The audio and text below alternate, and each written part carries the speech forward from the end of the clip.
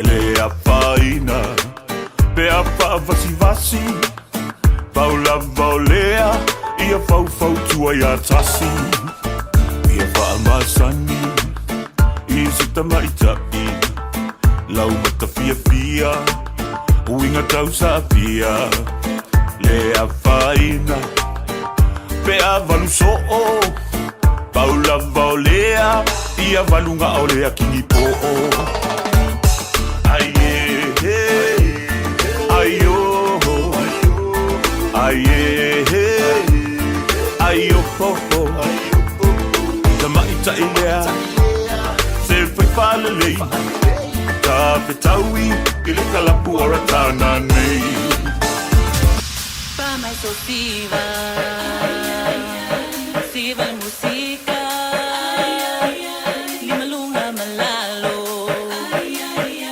awale masarsalo so say ole lo siva pa petaui ile musica siva mai tene siva mai tama isusu ya ilolu e fa palengi mai osanga so say ole lo siva pa petaui ile musica siva mai tene siva mai tama isusu ya ilolu e fa palengi mai osanga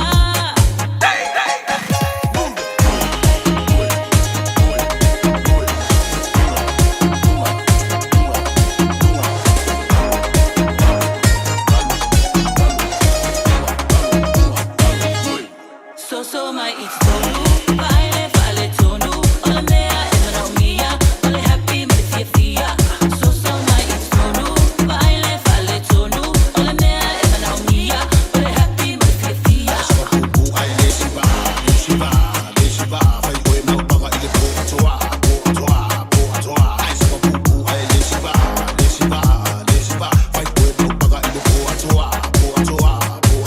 Fiafia ola lam shiva sa ku mai lo le ma king mas tau ma le musica si tau pa o ku lo shiva a fai fui mo ba fi ka si fa bole bole a wa e ke ka ko Fiafia ile musica si no ba ne do si no ma sanga si mai pio mandela so say ole lo siva pa petaui ile musica siva mai tene siva mai tama isusu ya ilolu e fa palengi mai osanga so say ole lo siva pa petaui ile musica siva mai tene siva mai tama isusu ya ilolu e fa palengi mai osanga watcha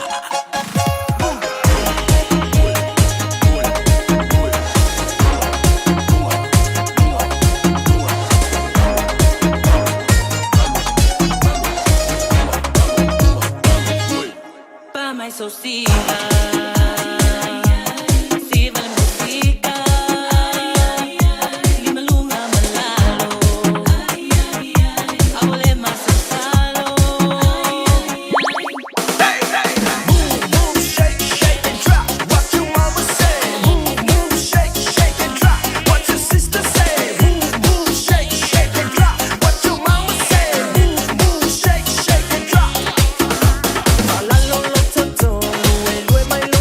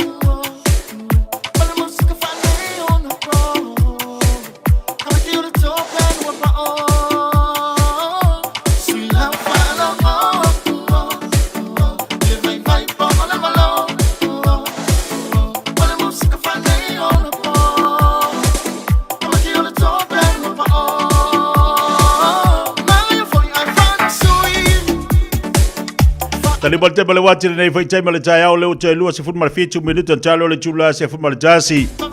Ole tau tua fau pele nei really Samoa se malima tola mo pe ona yelan tau tua nei foi as tofit fat fita tiu te manga luenga olo penan fia ngai mal tatu wa tunu ya wa tatu se mai na tatu programe foi fa ngasolo ile nei foi tai male tai au o ma futu mai pele tatu wa tunu nai musika nai pe senga su fe filoi te tolo ine foi le to pa i mo le to malu au fia ngai tiu te manga luenga o ila tu lo mafuta mai moto malawa nei tamam tira matua ia le ngata foi lea ole ma ese o tatu watunu le na ua anga ia ti o la tu tiute o nga luenga masani pe ona masani tatu ia so tasi ya alfa fta ia ile li ilona lo fo molona ngile o mafai ona mo pele malosi ia ti tatu le ngata foi le fa malo longa e fa o ia tatu tiute mo tatu faiva fa fta foi le tu le poto tai le tu le mamala mai fo hai pe ia ti tatu le aso le aso fa foi na ia tatu tiute ma tatu nga luenga pe ona ia le ia tatu malosi Eoe, le ia statu malosi e whaiei tatu ngā ruenga, ai tatu whaaftai lea tua. I mea umalaba tāpena ina lea tua mo tātou lana whanau, le olo o mawhai ona tātou whaowaia tātou ngā ruenga, e se ale le lei o le li. A on tātou o mai le tai au, ia tātou te o le whale o le vava, o atu whaile mālo o longa, te usu le tai au, te o mai le afiafi, te usu le tai au, ia ai usu le mālo o longa. Tātou te whaafta i e pele alofa maleanga le lei o le tātou mataisi le lang. Ia ilona alofa wha maoni ia te tātou. E se aleanga le lei o le li. E se ale wha maoni o le atua i o na tangata. Te lo fo ila newa e al wha i manita e au. Ua e aluatu fia lau ngā ruenga. Ia wa e langona fo i le fia ina wa wawa i atu wa mahe a fo i ngā ruenga mo niva yasu. Mo ila tu e mahe a ngā ruenga le aso atai au. O isi o ila tu e whahaso whai ngā ruenga. Whahaso malolo. E whahaso fo ile alu e whainga ruenga, saurola ia le malolo. Turi fo ile le si whahaso e malolo ai. O le mahi fo ia naitu ngā ruenga. O mi fo ile le malolonga. O niso i la to e susia ia la to sifi. E isi vaiaso ia ua alu sifi po. O isi vaiaso ua alu sifi au. Ia whapena tutu ngaina. E o fo ile ave pasi. Ave pasi isi o te iloa ave pasi. E mawhai fo na tutu na ia la tu sifi. Ia, po la tu ngā ruenga le whengai mala tau, o si teimi ua alu le tai au, o si teimi ua alu le auli, o si teimi ua alu le afiafi, pau al me tau, ia iloa le tina, ia le teimi te alu te whenga ruenga, ia ne te, ia tau fo ina e whailu tina, il tina o le ainga, po tātou tamale ave pas, o lau sifi e amatal vaiaso le lima le tai au, ia mai le tina, ia le, ia mamlama lo le tina, ina ia mwhai ona whangu oe te usu le tai au, ia a o le auri ni si vai aso pel il tina ia o au te alu le auri le aso lea ia ilo fo il tina ia o ne fangu o tai fatu a fangu o le auri vai o le mana ia la o so ta inga fo ile ina ia le lei ma pa le ni me uma wa ye di tai me fangu tina o la ke me ke usu ai ale fa kwa alu po na e pidi ti fa o so ita ia te fo ile o la te ilu ai te le to alu la fiafi ia a ola e tele fatina a mea ia portina fo ia ave pasi tau na longo tama ia darling o fa to wa na ni po ia fa me lo tala lo mtu ia lele ia to ina lele o te vaveala si I ale fitalia uma fangu tamaiti mamoli tamaiti le aonga. Lolo winga, e moe atua o le tina e lua atua lau moe fatua e te ia ili teimi fo ilia e te alu te whainga ruenga. Sala e moe a oe, po fia e alu ilo miti, I alau miki ma whaasorio ma faufaunga, po alu le Commonwealth, po fia la e hanga I ka whawhau e ilo ma faufau pa e moe, pa wale mea ia e moe. E si me ke vabe ala I fua, a va pe te whainga ruenga le lima le fiafi, a te manaba I le lua le vabe au, ia le ngā, a wai ke popole fua, ua ke mianga e umai malanga pas. Ke o foi kai ka se pasi ai o le vabe au le kasi.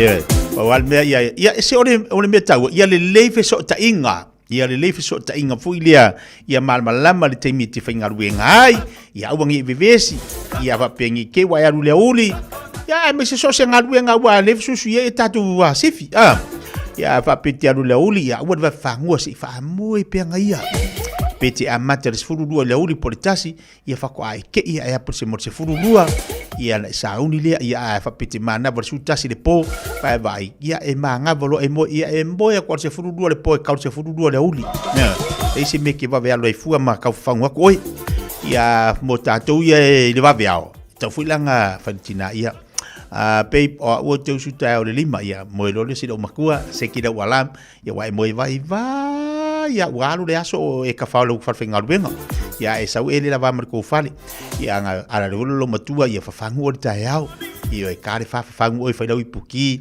ia fa malau lunch ko le ako inga la ku lo ai e malau o le o fa finga ruenga e mo mar kinga le fu ilia ele kai mo ngoi e mo e makala fu ilia va vai pe si aki au taxi ala ku le po o ile ai e fangu o le po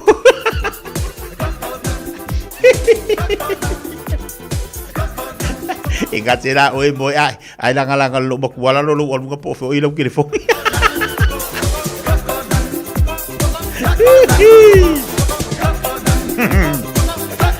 e la e moi vai makua e moi nga pepe ale po ale feo yo lima lo makuala le alunga e va pe ala e vai ale do le vai ngo po fo lo que le fo e nga ia makala le po ai moi ku lo que le fo ngi lo fak Lei bele wati lo te lu sultasi minuti tale o lei tula simaltasi. Oi ke lo ngo baka ngapo, ngo baka makala ile si ia si asi tintiti fo ile tato si wa me mafa oka se manga ia. Oka ke lo nga maka lo nga sauia la sisi. No tilo fo ile no pokalame o ana pola e mataina na sauila usi si mala fusu o tiri mata tiri mahua la fusu ai te lona mata tatu ana po fu ilia ile tama fainga si melo seine stawa seine stawa si ilola ke lo kwa mafo le duma bako kivi si ile le lo fo mo maka nga po ai vai la kapo inga ya ke lo fa penga fu la kapo kai mela amai si me kon fa ia manguia lo si o ke fa manguia ko i numar TV ku sa pele longa mai o lo foi le ku waku ia mafai o nga ausia ne mele nga mafu ai ona halu le i Commonwealth halu ko si mo ma nga ia tole ko e alu si nga ru e fa pe nga o kala ngonga nga po vilo ka nga fo ngofo wa ka kapua ia nga po ia ko sa valia ko fa ia manguia lau si ia ko si ko manguia i ona no fo tatalo tatu watu i so se vai ngau te loa le afuina e mai mo ia o ka se manga ia momole tani manao e lo i loa mai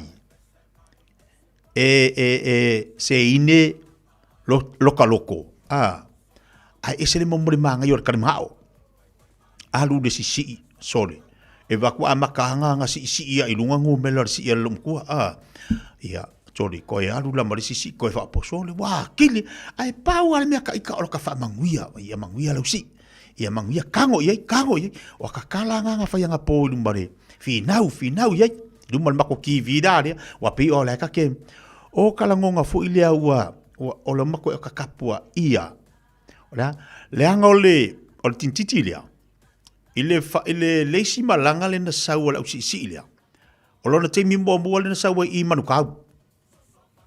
Manukau. Na whatatano ai la ia lea. O lana mai mitinga, e fia halua ile mea lea. Le teimi whatu amalanga me manukau. Anga maanga ia fo ilana tamu whainga, ia sa wala e tamu whaile amatanga o lana si. Ia, au kei loa o le, wangalo ia tau te loo manatua. O te loa pe ia o tamaitia le no mari kolisia rei fifi. Kolisia rei fifi, na o mai e tamaitia. E tamaitia le kolisia rei fifi, leo na mele malanga lea. O no mai e ila ia lea. O tamaitia o ngana oe, na oe kolengi ei o. Ai te ila ia watu wa fia ia. Ia maa mai ai lola ia le fingal prestene. Ia male asosi. O le maa na ia la. Se wa alu langa po. Wa ngalo ia au upu ringa nganga faa. Wa ngalo ia tia ua po ringa ngana faa si iwa mea mamafa. E pau le mea ngalo le mea ngomangkua e lua upu. Wa ngalo si ilunga o lea. Ready kam foi do la si ilunga. Wa ngalo ia ule upu. Ai si do dunga o le loka. O le loka. Wa ngofo mo TV nga po mo maka foi lea. Ma fa solo ma fa po wa upu. E lua upu e. Ya ke lua fa pe so sa me si le lua le afoi. Ele si da fia ia le tulanga ngana fa si wa esi fo ngana la tu le ta longa. Ai pa wa fa longa mai ma ko fra po. Manga le ai dunga si a seingo. Loka. Ko loka. Ko sole loka no fisidi la ia te mina ma tu fila I manu ka mala usisi. Para lunga loka. Ko sa lunga loa. Ka wa failo ia loka lo mingoi. O vai mingoi de lima. La ngor kasi le me a foi. E fale nga inai. Ia le si. Pe afa pengi ke wa ke le mingoi. Ke le me wai lunga le wala wai lunga ia le si. Ai mingoi mo luma arikua penga ngala ila upunga loka kusanga ngai lunga loka o le maanga ia sori ka fa ngolongo fo langa po ka se maanga ia yo ka maka le nga po se i ho o ina faila na tamu fainga na po o ia pinge aulo sau mar pinge aulo ka soka fia le kaiminga usua ile vi fo ile ua mawale pingi aulo asi melea. Maringi au roi makanga po. E se alo kala ngona na po. Ile tau mawhainga, ile la ititi. Na alua malona malana mai mitinga malona nauna tainga. Fia mause pingi aulo. Wa aile maanga ia, ese le maanga ia. Wa yele upu masani peo na tala noa ili tatu wau filifili. Wa kafia fale ali li fua.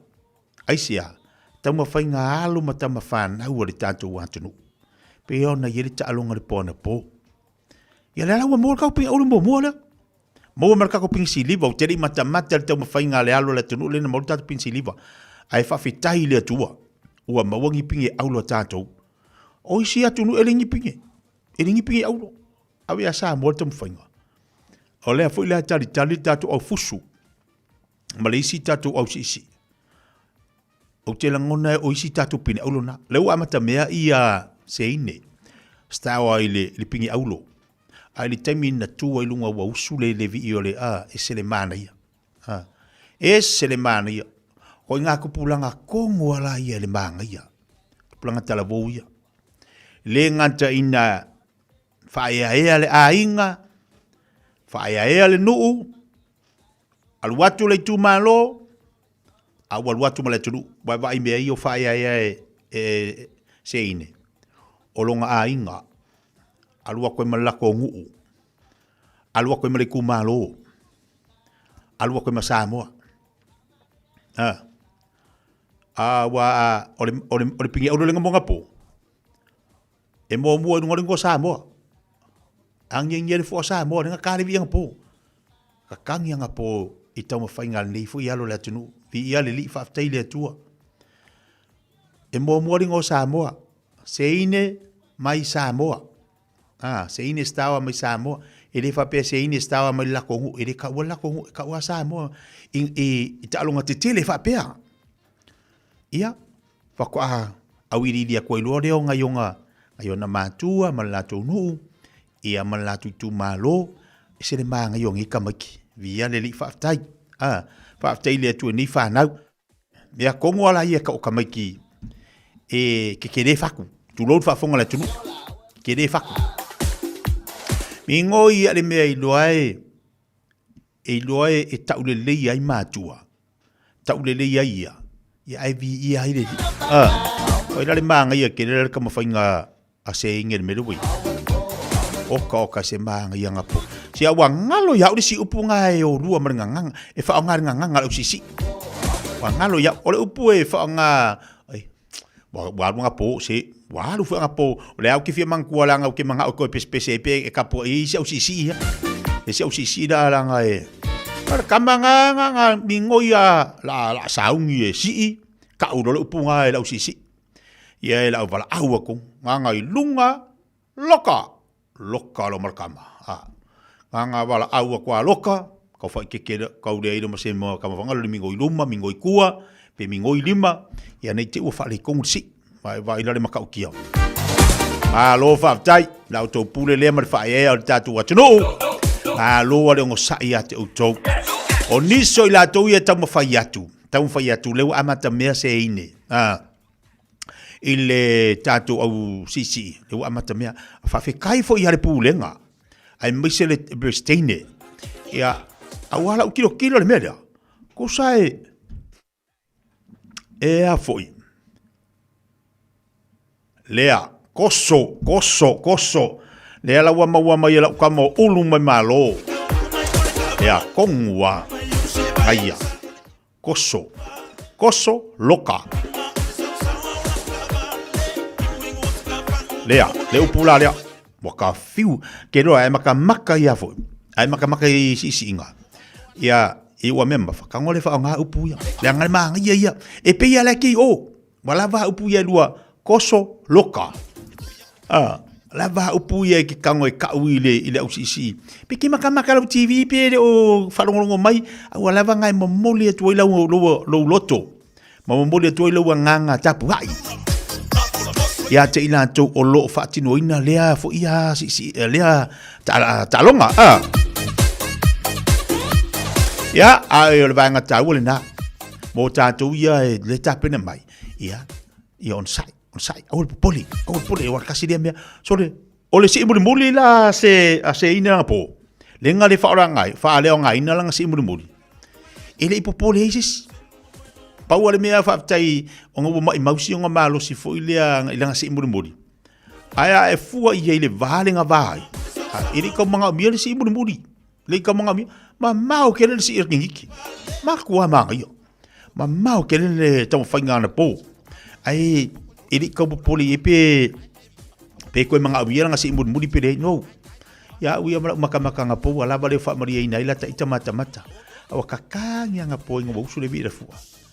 Aua mo pingi au do Samoa e se alo kala ngonga nga po e le fai ngofi fai o le mafau o le loko le ofa akasi o le loko ma le mafau usa fai mai le mafau ke mafai fai mai o loko ke mafai o fa akasi alu akwa pingi au lo le mea seki nga po ya ai mata la na isi tatu sisi inga ua mea ma mafale la ta pena mainisi o alo la tunu na vale nga e sa ungi duma koso loka faya o duma lo ki viere se me ke pole foris kanga faya o ia ese de manga ia fa malo fa tai tap ai ane tatu timole na lo anga yatu ia awa fo le italonga Commonwealth ia fa pe fo imanai mai nei fa ya o nga mai la to o wa ya ko nga pola kwa mo fiu nga soli fa nga kwa mo fiu son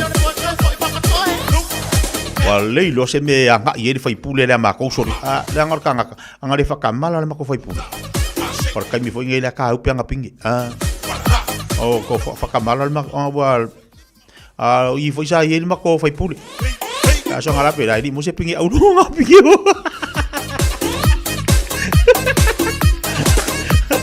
o vai com a boa peça ou uma faula vai foi ele bacocama ou ia fio de meia jole oi Malo fa tai me sili la tatu tilo tuai o lai ia fo ia le nisi fo o tatu malo le palmene ia o mori mawina ta longa ala mo te mafana o tatu atunu ia o ata longa lo toi o ia te mafainga nei fanau ia o lau tatalu malo tatalo mo latu malos ia meso latu mafau ina ia mfai ona latu ausia nisi pine aulo mo tatu atunu yo a tonu o le tilo i ele malo po ani me alo fa la tuina tu mo ila tu le nei ba le wo fa yako e se le mangi la kama po o ka vai ku ngasole ai ma wale pinge au ia ma pinge so se pinge si liver pinge apa me mea la wo fa tau ne ai Samoa ile la lo langi atoa la wo fa kau ngai Samoa le la lo langi atoa ia ile mana ia ya ia leli se manga ia talo ane mo nei fanau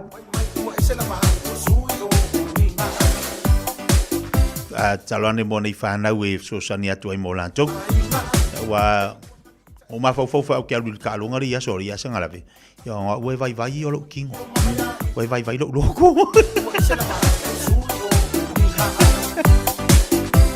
ele ka kai ma fengo o sia me fa pia ai o le vai o lo kingo ko vai lo loko se mangwe si apse wa me ai ke wa ka lo ya tapu ia disio tatu talongo lo toe ai fa balo atu tatu watu nei aso fa pe foi sa e au ai ni talonga ila vai taimi ia ili mo sa pine ia to tama fai to tama fai ane pe fa pe lete fina ula vai tatu talonga Commonwealth ia fa pe wai matua ia wa fu dana ngal va fa yo lo ko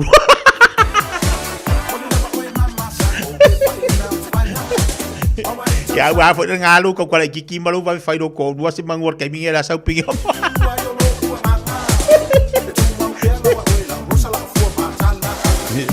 Ioi, vai mai des. La foi ia uping, ia kau pingal ko fare. Ele ka se vi ole fu asisi.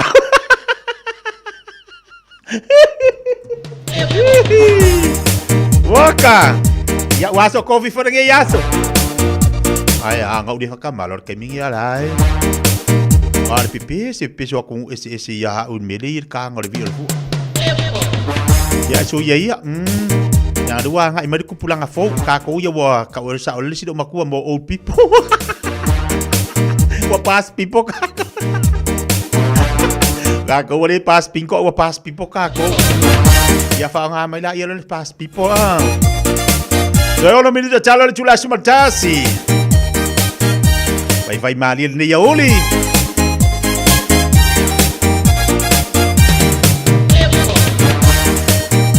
alo fatu sosia tanga vai ese brada alo fati atu emar fatua le ngata foilia war kasi dia kanga ngaru sisinga lau ka motango leo ngale island style papa ki wa leva ke le fo ngaru sisinga ya nga mo limo ta vale sisi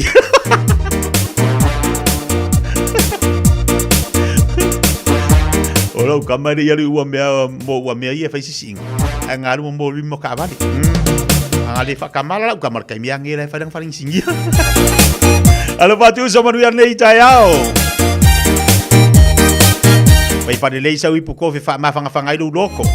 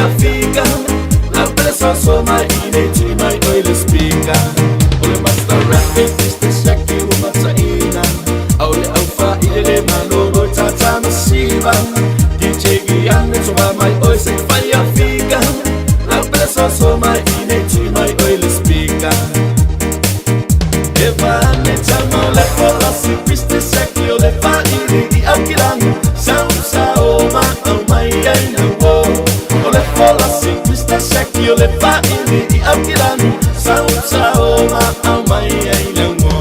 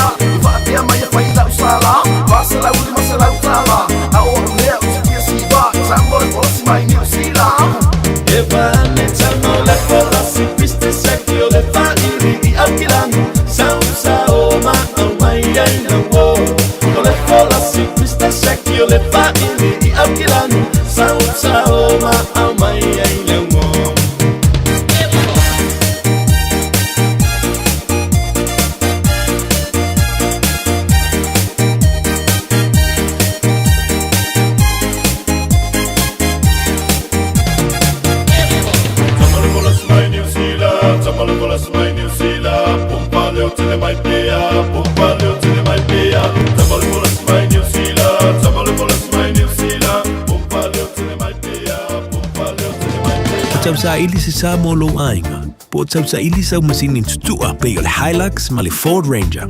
O le au nanga ale kaseti e whaafai mo fie mea uma. E te alu malau ta avale, ua e malie atu atoa. Talia le titongi vaiaso, lua vaiaso, pe maasina foi. Tu atoa lo whaatu atuanga i le kaseti, te tala fitu aso, tu atu si fitu tasi, East Tamaki Road, Papatoe Toi. Telefoni lua fitu fitu, ono fitu lima fitu. Lua fitu fitu, ono fitu lima fitu. Ua taunu umailo reta ili fali, ile te au le tasi ile vaveau. No leka, o fesa e iai. O le wakare kasi le vaveau fa kwa e kaungu umaile fale. Yenga e fai mengi kaungu umaile ongo, o fesa e iai. Sa uia le fale mai malo uso, e ke lo fo e cancer skenge ai le wa e mai fo i. Ngo vili fa koru aku, ai sanga le kari ai lau California. Si e kilo nge fo i mi skol nga e vili mai lea. Ia ola o momoe mori mangava si au whangau. Ia ole fo e le ingi lancho kamaiki. Sole, wale kasi le lua le kolu lau pepelo. Wakoe o mi fo iau masingi wha mau kupe. Wha mole, ioe, wha maangalo mai au, wa umanga mia safsasoangi. Ua mawai ni maasina, sa ili e Loretta sefsosoani ile mapu mai services. Ua amatau na wha solo manuia le ainga o Loretta. Ma lo lava Loretta, wa wai le swinga le lei o si o tātou ainga. Whaaftai mo whaataunga, ma le tongina o a tātou pili. Whaawetai mo le fsasoani mai mapu mai ma le alofa o le atua. Wa umaua le fsasoani e whafoa ilo whaafita auli o le taalo i masini poka. Veili le mapu mai o walu salau lua tase lua lua. O walu salau lua tase lua lua. I love you, husband. O le Casa Beds and Appliances, o le tali o umanaonga, i o loa e whaatotonga ailo mauta, ini tau le lei, toi anangata, e mawai moenga ngao si tutono New Zealand, whaapea se tino foa o le potumalo lo, laulau aimano foa, TV, la au pese, usa aisa, masini ta lava, telefoni fe aviai, maisi. A fiu ane loa i le whawhituwha Great North Road o tau, po le tolo fituiva Great North Road i Henderson, le Casa Beds and Appliances, telefoni o valu selau, lua, lima whāwalu, o valu selau, lua, lima whāwalu. Kia ora Aotearoa. Good news. The starting age for the National Bowel Screening Program has dropped from 60 to 58 years old. You don't need to do anything.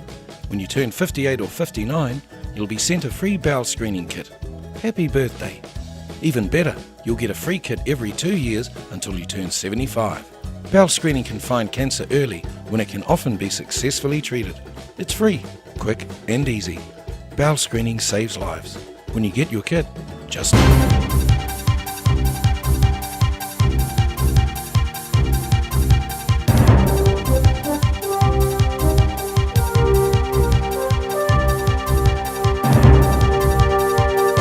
In this update, New Zealand's biggest union is calling for change for support workers over the amount of violence they face at work. AUT research finds almost 80% of care workers have experienced workplace violence. Almost half say their employers didn't provide training on responding to violence when they started their job. Public Service Association's Melissa Woolley says workplace violence should never be treated as just part of the job. Mandatory training is required and that needs to be funded. I think there needs to be better reporting mechanisms. I also think there needs to be a look at the safe staffing levels. A defence expert is in favour of drones with strike capability as the government weighs its options. It's looking into buying one-way military strike drones that are operated by humans and used to drop explosives on a target. They're currently playing a huge role in ongoing conflicts in Ukraine and the Middle East. Massey University senior fellow John Battersby says our Air Force lost its strike capability decades ago, so there's a need for it. He says we have our military forces for the purpose of contributing to our defence, wherever that may be. A better argument is needed to get a fireworks ban across the line. The government's quashed a select committee recommendation to ban sales to the public, aimed at protecting animals and freeing up firefighting resources. National MP and committee deputy chairperson Greg Fleming says he was in favour of the ban. He says his colleagues decided with preconceived ideas. I wonder if we're going to take this around the track again some stage, which I'm sure it'll come back again in the future. Maybe I just need to find a way to get more of my colleagues exposed to the full argument. A crackdown on online casinos using AI-generated ads to mimic celebrity endorsements. Online casino gambling regulations ban endorsements, including deepfake videos created with artificial intelligence, usually of celebrities, to look like sponsorships. Operators who haven't applied for one of 15 licences for legitimate online casinos will be required to shut up shop from December. Internal Affairs Gambling Deputy Director Ben Gamboni says deepfake ads can cause harm to people's image. That's news. In sport, New Zealand football has confirmed 12 men's and 10 women's teams will form part of an overhauled National League next year. The competition will run simultaneously with regional leagues. Commonwealth Games 100 metres champion Zoe Hobbs has revealed a hazard of her triumphant Glasgow campaign. She's described her semi-final when the weather packed in. I started to go a little bit blind on the start of the line because it was that torrential that my makeup started to run into my eyes and I couldn't. No. I was like, oh, I can't wipe my eyes because then I'm just going to get black eye everywhere. Zoe Hobbs speaking to the Hits Breakfast Show. Hobbs also says her mum struggled to see or film the race within the stadium because her dad got too wound up and leapt out of his seat in front of the camera. That's sport. I'm Malcolm Jordan. A whai alo o yaimi la pisi e se mai I la pisi maasani. Pei o ta ota whaate kunolosi, o ta ota mamafa, maisi. Awale la foia I le la pisi. Ai tanga I ane I le aucklandcouncil.govt.nz/where it goes. E te sila fia ele no whangai aweanga I ai. Tāmaki turuki, all together, Auckland. O mo mia ni ngaluenga whai I lo whali. O le living space o lau company if so soani I le whaaleleo maota malawa. Amana o mia se pui pui, carport, canopy, pe whaafoulau heat pump, whaisau deck, whaakapeta lau whale. Whaapsota I mai I le living space. Whaia 4 quotes, maola so soani I le finance, e le aise deposit. Vili mai loa le living space I le o valu se lau, 5 whaono, 5 valu wha. O valu se lau, 5 whaono, 5 valu wha. E whaingo whielo o langa, pe a le leila o whaaperetania. O tala ina neia wanoa e tele talai I le Dynaspeak, moa o onga whaaperetania. A onga fua e o nofo mau I New Zealand, pesi ti seni New Zealand foi. O le a amatalia wasenga I le aso lua fito o Julai. A whai e te au mau I Hamilton, Palmerston North, Lower Hutt, whaapea Wellington. E tala whea ngai le Dynaspeak, e wsosoani mo oi. Wili mai loa le oiva, lua lima lima, ono fitu whaatasi, lua lima lima, ono fitu whaatasi, betana I ane I le upenga te whailangi. Info Dynaspeak at twa.ac.nz. O whea te lua oi ai. Ma te o e awele suesuenga tau whale a mā aroha, o umana whailau siaki. Le ai, o le mā le nei, e la I titi tele. E le o toi whapena mā, Wa pa u I lalo le tausanga I le 5 o oe le nā, ma oe fo'i pā. O le tau sanga mata mo le suisuenga o le kānesa o le tau fale o leo ua 5 E 5 pe 5 loa o tau sanga o na lafo ato loa lea o mea fai fua hai lau suisuenga. E tai lua tau sanga mawhai, se I atoa lau 5 tau sanga. Wha mole, whai moi mātou. O le a lafo mai I le meli. Ua na o le Radio Samoa 05 a mo e tautuaina oe I laungangana fitu aso le vai aso.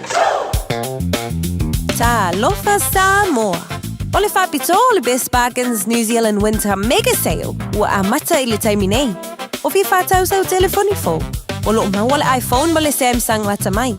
A mata mai le na o le lua 5 tā laid vai aso. Ai ala se se tunu for lazy boy. I le na o le lua 4 tā laid vai aso. Ma wae. Wa siria ma le lua 5 tau sanga le tautua a le Best Bargains. Te tala fitu aso. Vili mai loa I le o valu selau lua iwa toluiva. O valu selau lua iwa toluiva. Pe te mai ana I le Facebook page a le Best Bargains. E iai inga whapitoa. O fia maua sau ta vale po sau piki apu. Ai tongi ta I vai aso, lua vai aso. Pe ta I masina. O le sleek cars o le a maua ai le fisosoani. Ua ta pena le au whaingaruenga a le sleek cars mo oe malo a inga. Aua e te popole I se mea e tasi. Te tala fitu aso, mai le sifulu I le tai au, angai le afo le ono le afiafi. Tele la lai au kilani I saute. Vili mai loa I le o lua tasi faa. Fitu lua selau. Po le o lua o. Fa 5 tasi 5 tasi.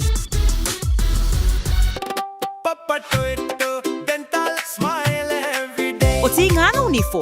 Fa wawene loi le Papa Toe Toe Dental. Ma fa o ngalo Community Services Card. E se iai lo ni fo I le nao le fase fulu tala. E faya foi ni fo auroi fa ai ila ai lau smile. Susu mai pe wala au mai I le Papa Toe Toe Dental I le lua fitu valu fa valu tolu o le tua tusi tolu fitu 5 Great South Road Papa Toe Toe. Papa Toe Toe Dental smile every day.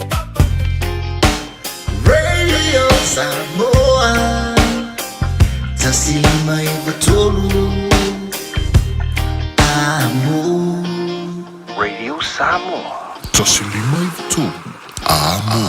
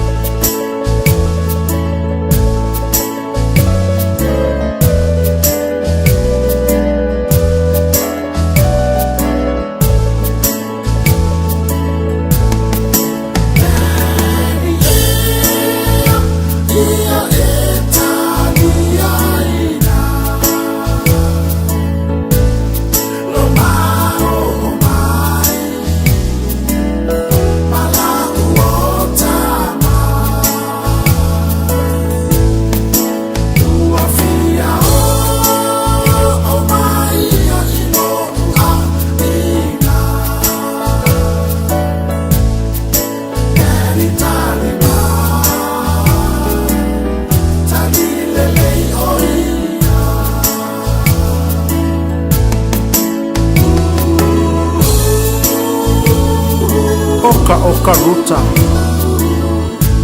Ruta Pei a pelo whaku Sewa ai a ke oe whaku asa fuu uou kausanga E ke lei kai lava ma e o le maku langa Sewa ai e lei ke ale kawhi o lo wisu pe Maku ai e kaukalai kiki ke le se Ruta Sa o kua kungei oe ke alu lea onga O lo pa se kai au umalawa Ma le kupe ke ai pe a kale malolonga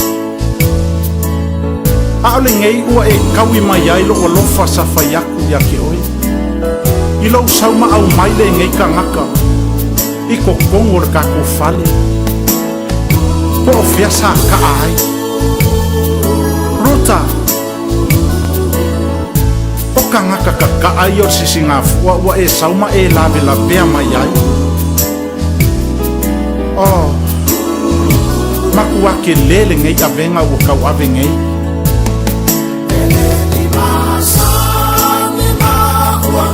Isa sisinga fua Watolu tau sana Le mama futana O tela nona e alofa monia ia ita Dari talima Talia maua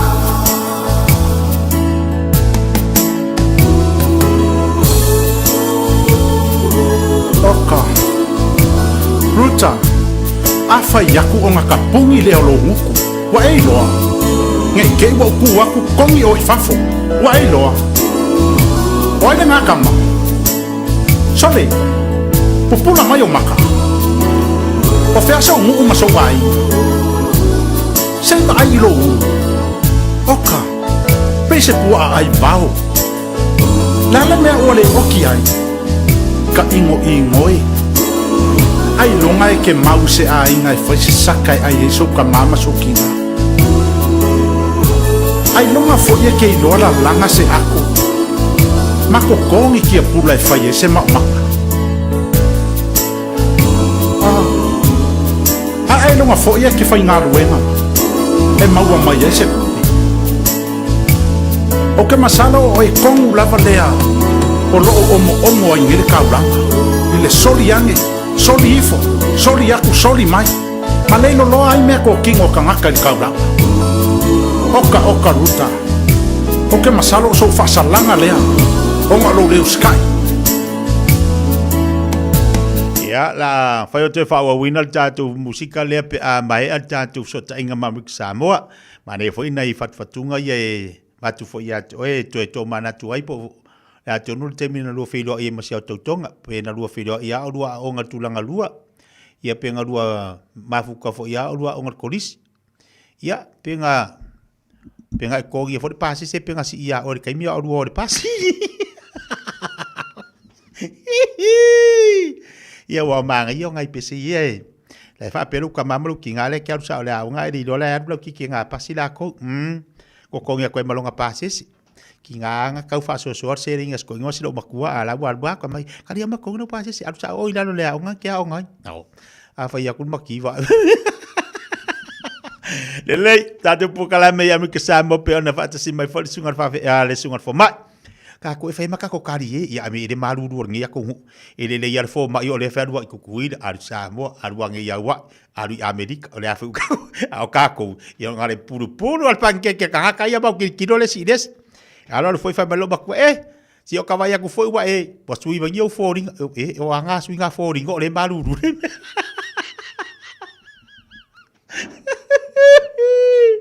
Alo foi kau paso le vai ko inga lo makua. Ia ai fa tai le tu nei tai au.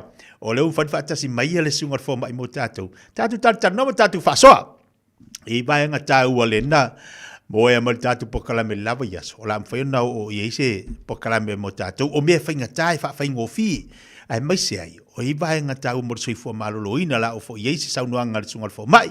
Ya, mai sel tatu malai ba le fo ile le nga ba ku kifa mal ka ko Samoa e Westbo pera mo kupu a tonu la fa so mai sungar fo mai mo tatu le nei tai le nga Fiafia pa felo ya tu le sungar fo mai ya la to fa pa ma lor se fo maria ma lo fut lang ma vi ile le ba ya tu le tai lo ia le anga le o le tu ya oi ai mai so fa va lo filima ya le fo tatu ma fut le tai ai am ia or nga ke Amerika me nga ile fa pa ma lor se fo maria le tai fo Ma lo so fotia tia ia fatalo fat foil pa ia mal malu tatu tunu ia po fe lava le tafa le langi o lo mau mai ai ia le faso le tai au ia ma lo fo lau langi matafi ia le na fai atu nei le matou fai asi tau malulu dokta ia o asola ia fa minga la kala fu ile kai mi fo ile fa ko amakanga le mafukanga ko inga maluma ko sa puru fa kasi la ya fa kasi la palanke ar kai mi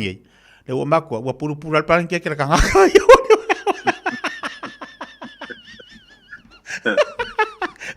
ko ga kau e le ko manga mi ase palanke ke kasi wa puru al kanga kaya wa kau uma fo fia va yo le si malu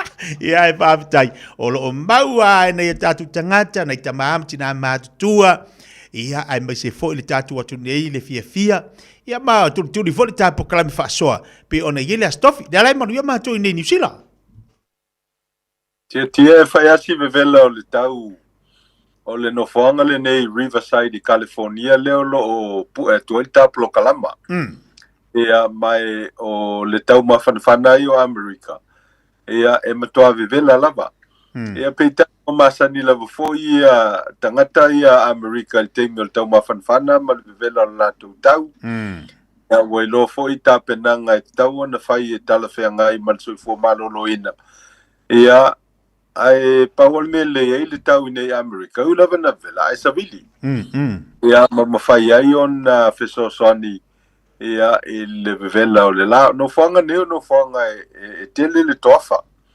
ia mai malama ia la to lo la papa ni California mani so vango America ia e tele le tofa ma leone ia lo na winga e vevela ma pe futulo wa fa funga le tonu ia e fa pena lava ia le tau ia America ilo na tau ma fanfana por samale nei ia foi le te lava pe o tau i Samoa bella ia e fai si malo si o le sau vo le la ngona nai el tangata la fu se tulo nei e mo kwale ia se afu se le vela America ia ona pe se ia mangole le e avo ile ia le pe tato su le ma la ngona tangata le umilava ona vela sia le latu lo ia e mata ona sau le afu ia e faftai le li o lo manuia ia na foi ia itu o le ngaluenga mai se o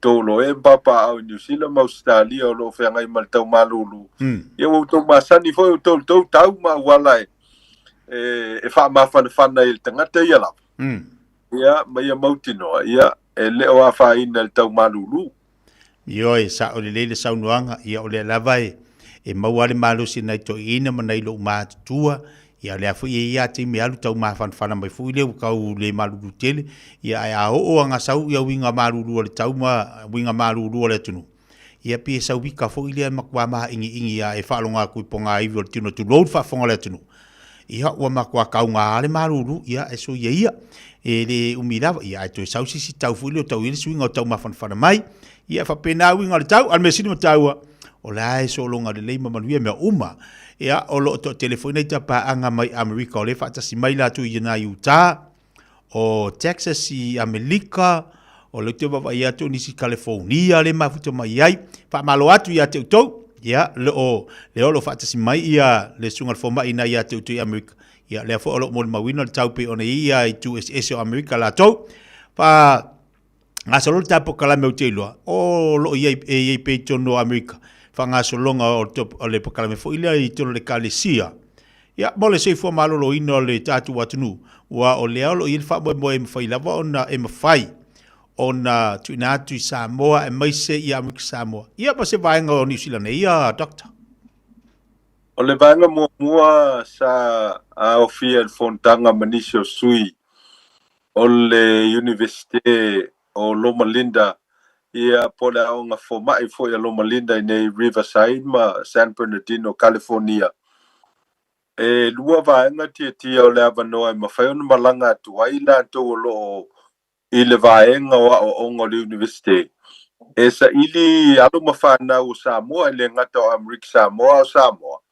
o ila to lo iai ia le nau tainga e vea ma fo mai e avea matamai ta i ali i tausi ngase maisi o nga e mawhai ai ona te pena mo ngā luenga i pui ngor soifo maloloina ia mai o nei la sa wha mautual fulia le tapenanga e malanga atu ia I latou mai le universite ma le falmaʻi le alo malinda e asia ia Samoa na lua ia mati o le tausaga fou ia o le agaʻi atu ai latou ina ia fai le recruitment ia masaʻili ia alo ma fanau o Samoa o lo iai le agaga I fia aʻoina ia aʻoga fa'afomaʻi I Amerika ia le gata lai lea o le iai foi nisi o fomaʻi fa'apitoa o le amalaga atu e latou te saʻiliʻili le tulaga o le soifua malōlōina o tatou tagata I Samoa na lua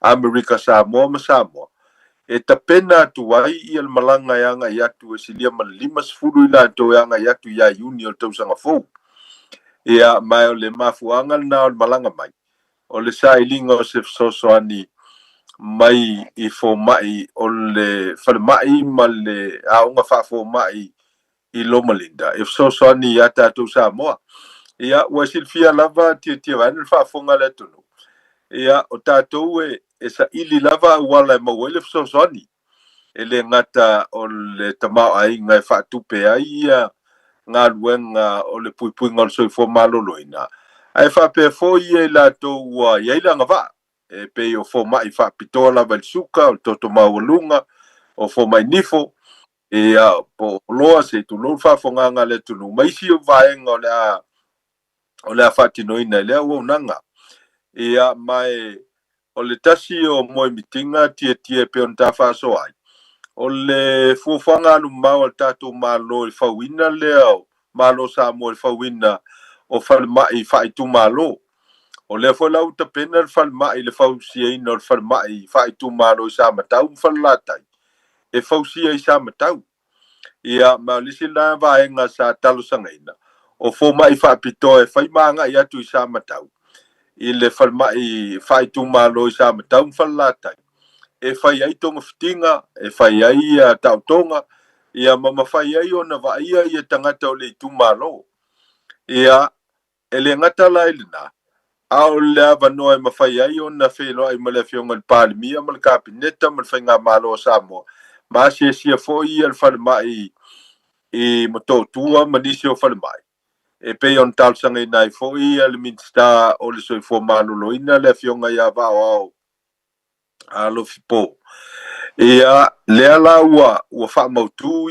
ia vaega nei o te miuma lava la e agaʻi mai Amerika saʻili fesoasoani e lē gata o le fesoasoani mo Amerika Samoa a o fesoasoani foi mo Samoa ona e taitutusa lava gasegase o lo'o afia ai tagata Samoa I Samoa ia fa'apea fo'i ia Amerika Samoa a ua mau foi la lavanoa tiatia pe ona tafa'aso le polokalama ua mavae e whaatino ai ia le auaunaga leo lo whaia I Amerika Samoa I nei I California o le vaeso le neo lo whaasavalia ai e tautalaga I le fale tapuai po le malumalu o le kalesia sifitu Samoa I Compton ia mo I latou e silafia ia le nofoaga lenei ia o lo'o fa'atinoina ai ia fa'asoa I po le vai aso le tau le fitu.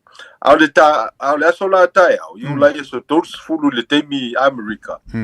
O le a whai ai ia le semina whaapitoa e whaatatau ia wala ina ia toi whaafo i ai le tino le tangata tulou e mai suka pe toto maulunga. Ina ia uto e a fia e mai nei. Ia mai o la whaai e le whaaso whaapitoa mo I la to le au ai mai.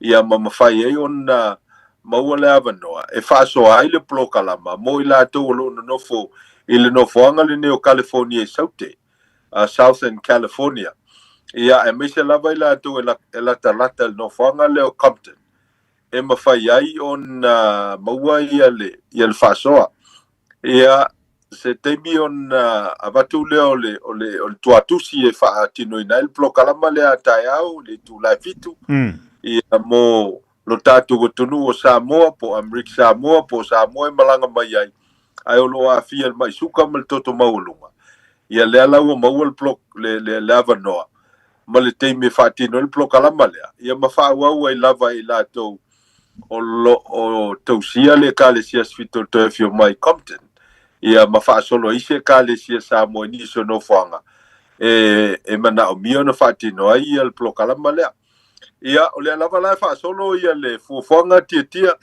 ia o te loa fea i se whaamtalanga i se te mio luma le tāsanga le fua watu i le teitai o le kalesia sfito Fiafia Mai i au kilani ina i pai al plokalama le vaso mo se tema e malanga tua i au kilani ia nga ia ne ia tangata o tatu tunu i au kilani o loa fia i le tūlanga o le maisuka mal toto mawalunga alva aso la le te na matel plokalama le Samoa leo lo Samoa ia le presidente male au fainga luenga o le kalesia sfito Fiafia Mai i lana misiona Samoa matoke lau ia fatasi ai mal le minstao so fo malolo ina tatu malo ia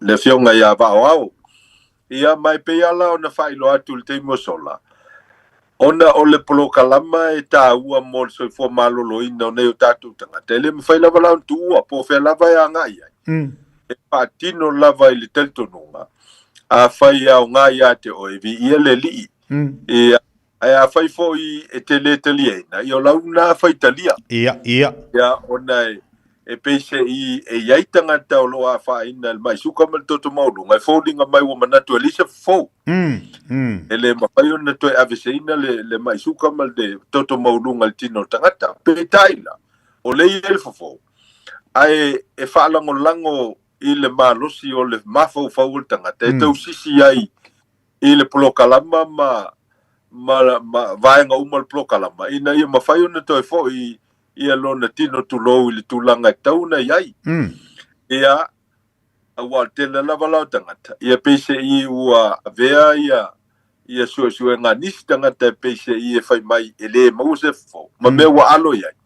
ia ma whapalapala ia ma te lea ia le afianga ma isi mai e mafua mai suka mal toto mawalunga ia ma matalon whatau tolia ia ma o tulava se umal soifua ia petaila o le vaenga o ta ua whasoa whawhaingo mea whawhaingo fie mea whaingata ai a whai fo tangata o le ngase mo mea o ngase le pisi mai le suka o toto mawalunga ia ma mai o laisi le fia le tonu ia ele fofo ia ele vai fofo ia mai a whai te fia soifua umi ia o le teimi lava e whaatino el plokalama le no whanga lo lata ia ona whaelo foi le lunga le ta whasoa ma ia maua le atunu le avano ia nga ia el plokalama le wal me moni lava e level tangata e fia soifua umi e fiola ia e leila se mea o le a le anu tala i ona ao ma mafuta atu plokalama whapene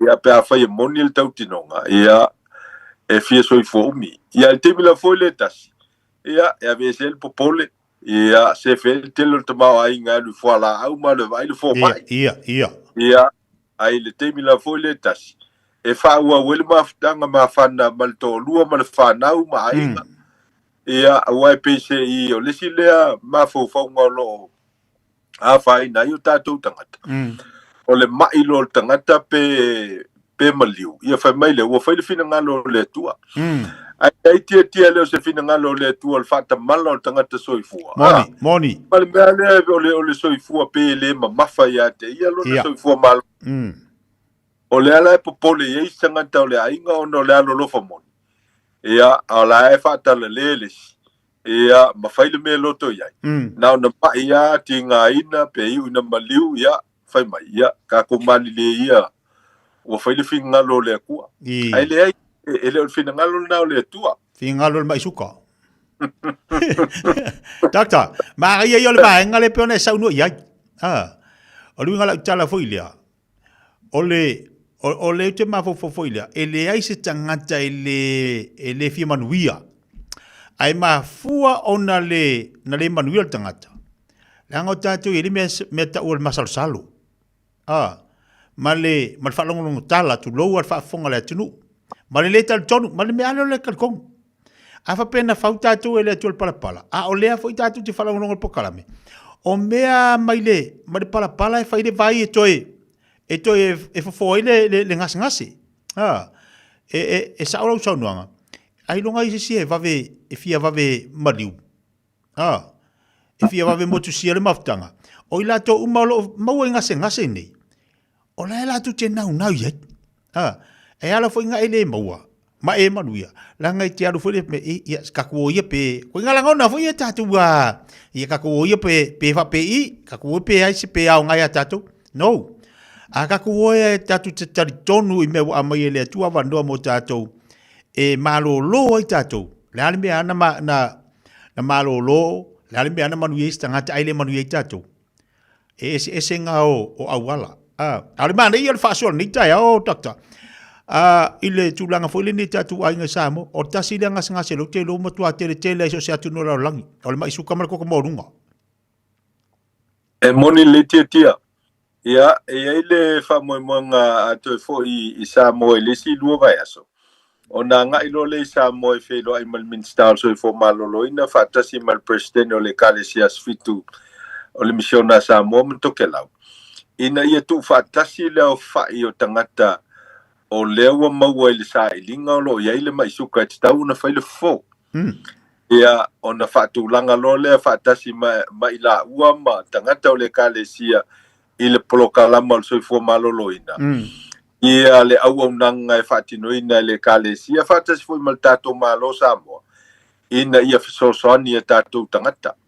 Ia a faia au sia mele o lona winga o fai titia fola au matui o suka e vatu Samoa fai titia ia fola au o le toto mawalunga ia mai mafai fo ia le plokalama le nei ona sosani ia ila tolo fa mal toto ia o le sile nala sanga ia nga ia le plokalama le nei e manuia nei o tatou tangata a faia la o le fa fonga mel tangata o lo a fie ngase nei e fia malolo ia e kai peia tia vanel fa fonga nga le tonu o le nga luenga Yesu I te mio le lololangi po pe la vol mama o le me sa fatino ina I fa malolonga ia nga ia tangata fa me tangata o tala lunga le tau lunga fa le tu mai lalo ia tangata lo mana mia le fa malolonga ia o le memoni la a fai o ia tangata e fia malolo I le plokalama le fatino ne le kalesia fatasi mo matu tangata fatawa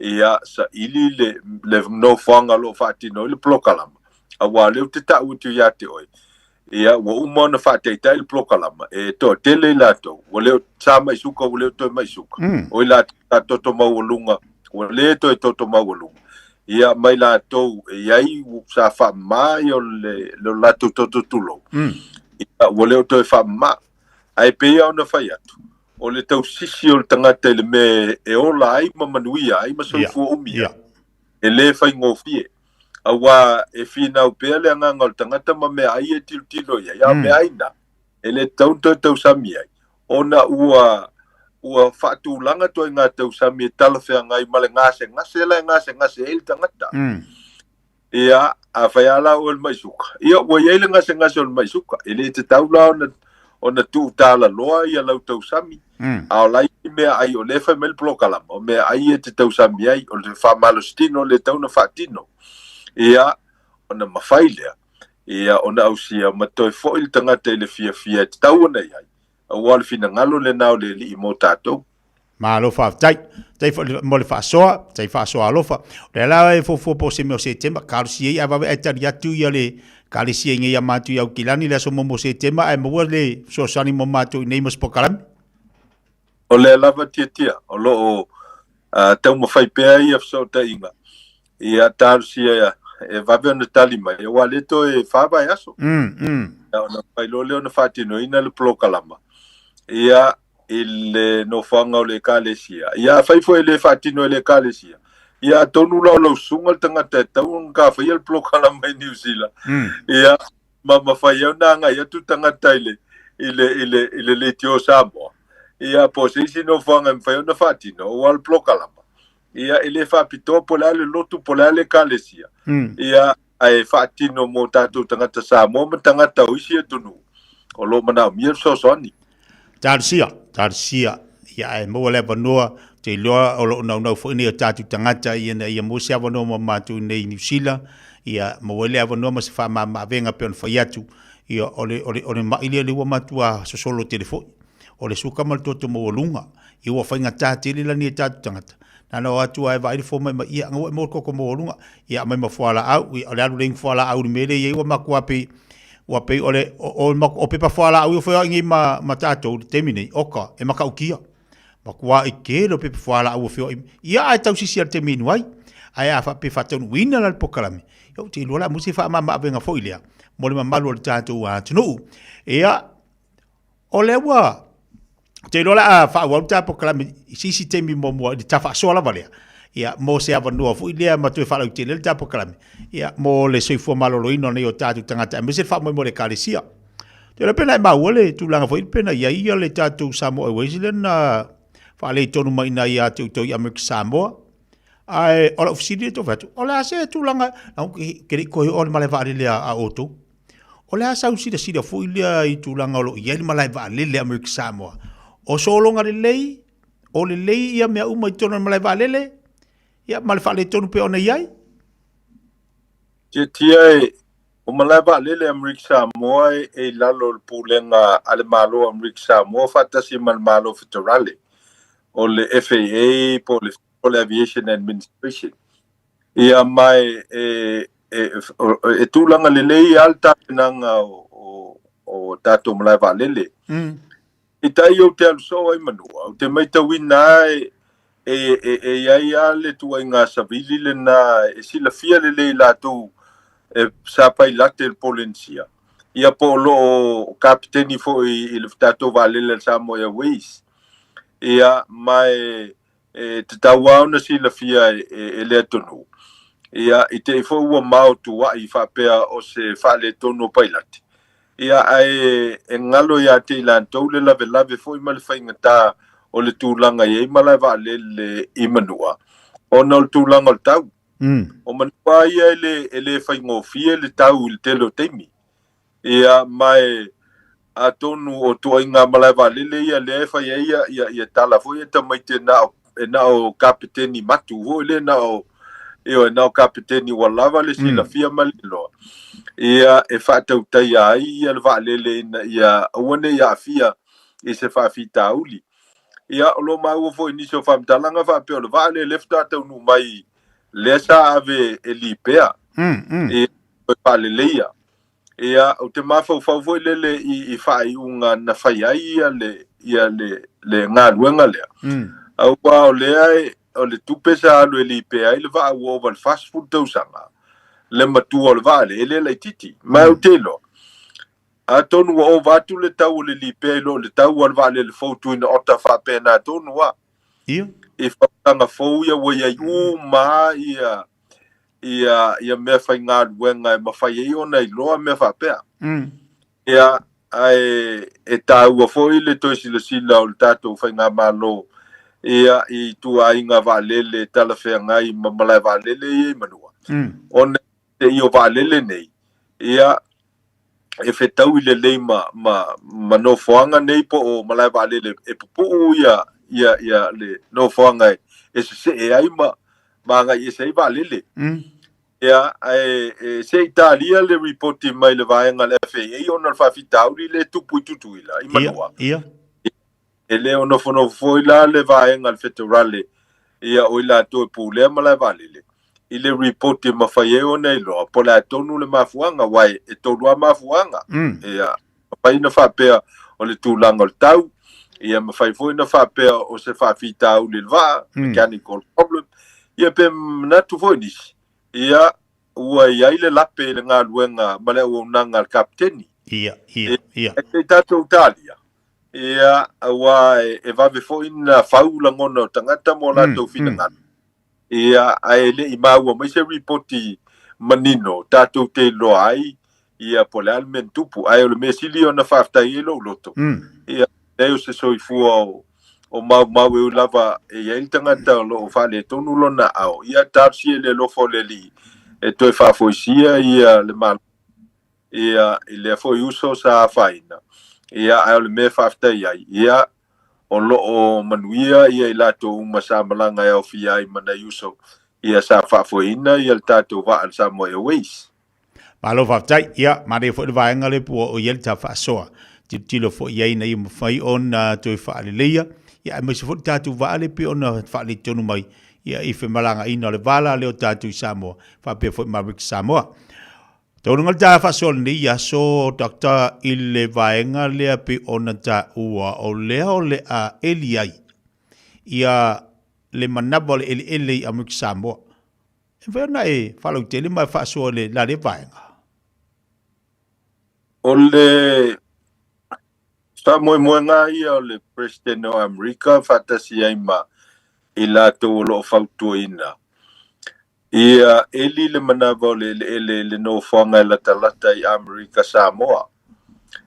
E mawhai o na mawai minerale o lo o mana o mia i tuai ngā pisinisi la ia o lo o mana o mia e whao ngā ina ai. Ia e mai se lava ia le vaitau le ne o le soifuanga. Ia ua malusi le whaalangolango tangata soifua i mene o telefoni. Ia whaatasi ai ia maisi mea whai ngā luenga e manao mia i minerale ia maua le manawa o le ele. Ia po le manawa o le sami. Ia ma whai ai leo whai unga whapena.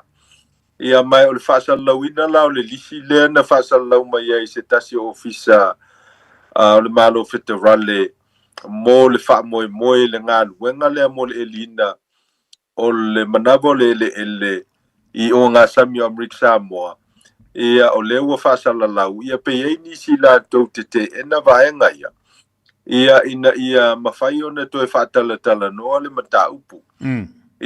So tele i lātou o loo i Amerika Samoa, lātou te ena i le whaatinonga ia o lea fōi a poloki o loo whaamoe il President o Amerika ma nisi o na nautau pulenga. Ia o whaelo fōi whina ngalo o le mātou sui Washington le fionga ia au mua mata, ia whaatasi fōi manisi o sui tau vā o le Konkoresi, o le tausangan le lua fe lua sifuluono. Ale sa uwa ia tu inisio ata nei o loo malanga i Samoa ia le kovana o le malo Amerika Samoa le fionga ia pulali Nicola Pula feilu pale pale mia o Samoa. Ia mau te loa se tasi le neo mata upo le atau te laina ma velo aso iai ia te itai o malo na lua. Ia ai o le foi uwa ai ua langa fina ngalo nisio te itai o le Pasifika.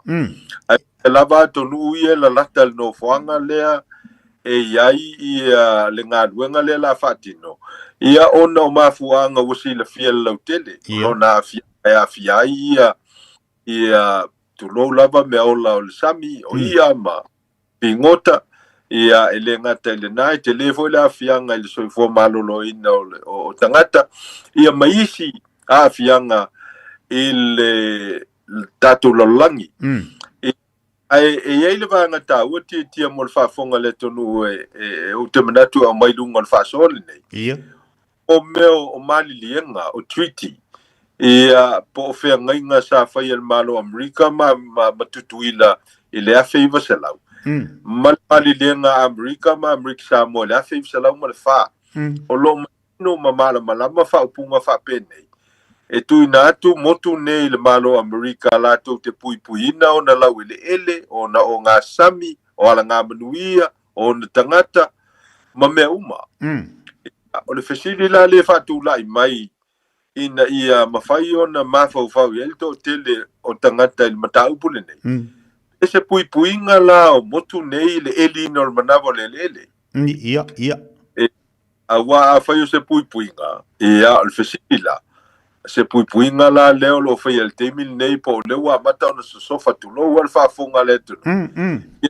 Ia na fai puipui ai.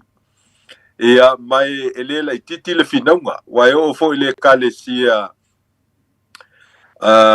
e kalesia faptong Amerika Samoa e fakasa.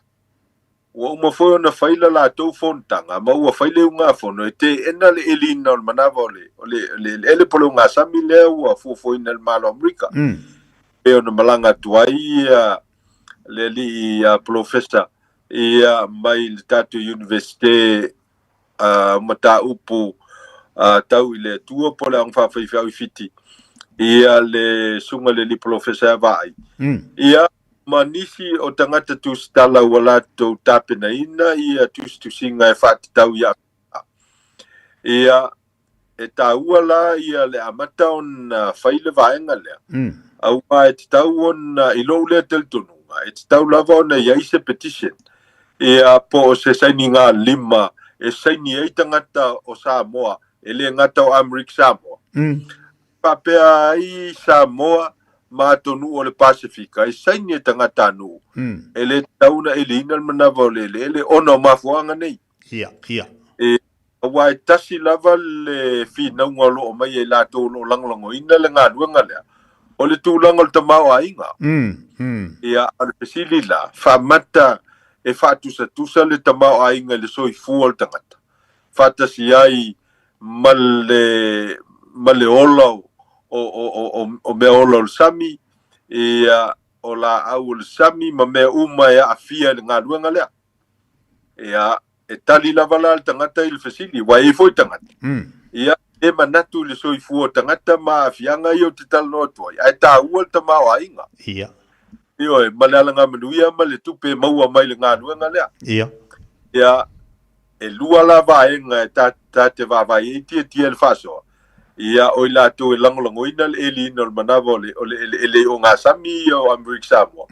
Mai tū lātou te te ena. Ia, mai tū mau pēr lau na whaawau e le whinaunga le nei. Te iau o lava ina whaia se whaiunga e le whaataunuina. Ia pe o lava fo ina muta le whinaunga. Ai whaataunu uloa. Ia. Ia, ma whai leo tātou wawai nisi o afianga, wai manatu nisi. Ia, whakoa ai noa afianga pe au te me whaatino ai. Whaatino ai, moni. Ai, e ngā ruenga. Ia, ai e tātou te maa tai pea. Ma ave ia lo tātou leo. Ia ina ia te ena ia wai o whai a te au iau te le langolango. Ina ia le whamoe leo le malo Amerika. Ia mai e te tau fo na ia i tusinga tu whatasi masaini ngā lima tangata anu Amerika Samoa. Ma Samoa mai si uma tonu al Pasifika. Mai la tō lo a fian ma tā upule nei. Ina ia o mai whatasi. Ia ai ua whaial me voi le alu al tangata ia. Wai le alusi ase. Io e se te ena e whai whapena. Ai te tauan tu whatas. Ina ia mau popo ia le te ena e whaial matau pule nei. Masila fia ia Amerika. E le ai e leo ni no whanga voi nei tu lo wai. A loto almano Amerika ia whatau nu ia whatinonga whape. O mai a whai. Ia. Ai tau na mawhau le ia tau o tangata soifua ia me se foi le malu pui au o mea ola umatulo la au lo tono vaenga ia ole o ngā sami malanga te fale ai ei la se tonu e tau na la mul pui ngau o ai tau ne o malo amlika o ai la tau le olo o tai mua i le soifonga fate mukalasi ma le pui nga o ai tau o tatou tangata. Ia mai te tau fo lan to sila le president o malo Amerika. Ia le vaenga lea. Ina ia mautinoa. Ia e leo o se tūlanga e pangati ai si o manga pangati ai tangata soifua. Ia o le mesili. Ia o le mau wai o soifua o tangata wai mawhana o le matau po e whina wai. Ia ma te le isi mea tūlai mai le lumanai. Ma le mawhai ai ona pūlea. Ia pea whaia e tupule mai au tangata le fiu tau mawhai atu. Ia o la ai whai le fina ngalo i la tō o loo manatu. E whaatino ngā ruanga nei o na wala ngā pui e mawai. Ia ai o te talo lava le tia vaina le whaafonga le tunu. Ia o ale lei nei o tātou tangata. Ia. Mai le teimila foi le tasi. Ia ua nei ia se mau le so i fua le fina wina o mataupu nei. Ia ai finau la wala Italia. Ai finau la wala i file mu. Ia ma fina wina i le finau e loai. Ia e malu puipuia le soifua nei o tātou tangata. Malo, whaftai, o sunga le mai. Ia i le taltalanga fo i lewa matau. Wa he tasi le matau po le uwa i walangalanga ai fina ngā lurungo o penga te whailangi. Pe ua iei le nganga le langona popole fo i tangata. Ia ma le papa i fo i lea i mea e ono a fia ai le soifua o tangata. Pe ona e saunoa. Ia lea fo i leo ta tilu i lungo o penga te whailangi. Ia wa matai ona langalanga ni so fina ngalo o le mea le whaale tonu ai, o le mea le tupu mai ai, o le mea le ama, ia o langona o tangata. Ai whaaftai o le umawhai o na whafola mai le nei tai au. Lunga o le tāpokalami. Le angai pi o e wawai atu, Amerika Samoa tonu a le pa uai ia le vaenga lea. Lono winga, e ono awhia i fwoi niso atu no le Pasifika, ai ono le tātaimi, awa mani i te le tā whaasua le nei yaso. Ia, lono winga le fofuanga le peon ta oto mai o wa, le vatele le whata oto me Amerika le mea le fofua le ringa le manawa o le lea, doktor. Ia, e mo i le lava tia. E ia i lava ia scientisti e langolangoina ia i lātou o lo manatu e whatau nuu ia le vaenga lea. O le whaia lātou sa i lilinga ma lātou suenga. Ia, mai e leo manino i le sa i lilinga. Ia pe wha matau leo ngā i le tonu le maui minerale ia. Ia. Mai maule teimi e li eise no whanga o le ngā tei whale po o tātou o ngā sang. Ia, ai lea ma se me mauai. Au lona winga. E fōlinga mai i le whaafanua o le no whanga leo le ai. Ia o lona winga ua umona whaia se sa i li linga i mautino. O ie maua mai minerale nei. I o whao ngā ina i le whaatinonga o au nanga i pisi nisi i mea whai ngā ruanga ia leo na mana o mia. Malo whaaftai. Ia, via le whaaftai mo le tāpokalami whaasol ni tai au whaafonga toa fo le tātu watu no. Ia le tā whaasoa o mea whainga tā, o le a whaafai ngofia mea uma, māmalama le telo o tātu mta upu, ai mai se lawa tūlanga mea loanga, ia le tātu mālo i Samoa, pe fo i Amerika Samoa la tau, ina i vaenga pe ona tā whaasoa ni tai au, ia ai mai se ale tūlanga pe ona ia le tātu soifua mālo loina, mo le toi tau mawhai ina i mawhai ona tineia ngase, ia olo o i maua le tātu wātunu, tarsi ia wawewa mai se taimi, po se lau, whātaunu ina ai, ia le wha moi, pe ona whaasua i lunga le tāpokalami le tai au. Dokta, la whaatuia lau sunga le whamai. Tō lunga le tāpokalami i sisi vaenga ti fia sauno iei male nganga whaolalu. Ia tia whaaftei tele ai le avanoa. Ia au te loa le a whalau tele nisi o vaenga ia le vaeso fau. Ia atoa i fo i malmana onga ia o ali matamaitai professor o tātou Universite o Lomalin. Ia po o le a onga whaafo mai. Ia mo nisi o alu mawhanau o Samoa lo iai le nau ta inga e fia o onga le tatu wa onga lea. Ia whaia maua mai le whasal launga. Ia ona whaileo le fsau ta inga e sa ili mai le tatu Facebook. Ia ona mwhaileo na mau le fsau ta inga pe fsau ta itwhaileo sunga tia. Ia mata whaia leo le tāpenanga. Ia taunu watu i lato ia mati o le tausanga fau. Ia awa mau waa ma mau tu ia le whai unga. Ia pe a whai o le awala lea. Ia e a ngā ia i mō le sailinga o le poto masani ma le silafia. Ia i mata upu tau le soifo malolo ina. Ia e whaaftei tele tia mō le avanoa. Ia whaaftei fo i mō lo teimi. Ia e ofolo fatu le tatu tonu o Samoa me se lava tama whanau lo ngā lulue. I so se vaenga o le lalolangi e me se foi toa Samoa i ta whao taua. Ia anga le leile li i lau tau ngā luenga lo fitai tunga ia el tau singa o ainga. Male kālesia ia me se foi o tau sao i le tātou whainga malo. Manuia le pūlenga o le tātou li teo Samoa. Ia me se foi lau sunga tia o lo ngafa ma le tātou plokalama. Ia mau foi lau so i fua ma lau malosi. Ona ele whaingofia le tau wa i niusi. Ia a whaia e whaatamala le tangata. Ia e waweana whaale tonu, a leo ke wawai ako. Ia ua e aka mai a i le pui ngau loso i fua le maa. A me foi le whautuanga i tangata. E mai ai e lato, una pui no lato saunga le mu. Ia ai mol nei teimi. Ia whamangalo se upu wasala. Ia whaaftei tele mo le mato wawanoa. Ia soifua mai manuia. Malo whaaftei sunga le whamai. Paul vaenga le te wawai atua i ilta pukalame le whaina i ate auto i Campton i California. Le pore pura nā nei. Ia mo i la tue. Ima whai whananga i atua ni sol tātu atunu. Ia nā tue whailoa mai al tātu atu siwa te ilole e avangof e nei avanoia. Ia mo i la tue lata la tātu au te ilole la tu ia ua matua i kauloko ia la tu ia. So se vaenga o Amerika e anga i atua le wha moi le whaile whewhena nei, doktor. Io ua whai ngofia wana o le Seventh-day Adventist Compton, Samoa Church. Ia e su e mai a le Google Map fo le ia le address United. Ia o lo fa tino na ia o nga le ne e fa fo le e fa o fo le Fiafia na ne le tu la a fo fitu a o le a Fiafia tai fa tino ia ma fa tino na ia tu ai nga kuka fuala au ia ina ia sila ile tono ele ai ele oni me fo ia tau na tia io e va vai le tu lava I meia e vili le juice ia o me lo vili le blender ia matofo ia ia na lo le tangata ia fatino la na ia polo kala mai lo na inga ai wa ia ile avanoa ele I maua mua e mafai eu na isi la fia le wala fo ia lo fa fita o pol mai suka por toto maulunga ia pol fa mai no toto se tu lo Alo fa tai ia fa fo mal tatu wa tunu ia la tani no fuanga na pe o tau mai sunga fo mai avano de leilo mo tatu tau si ia tatu nei New Zealand a mo vai mo fo tatu avano ia se tema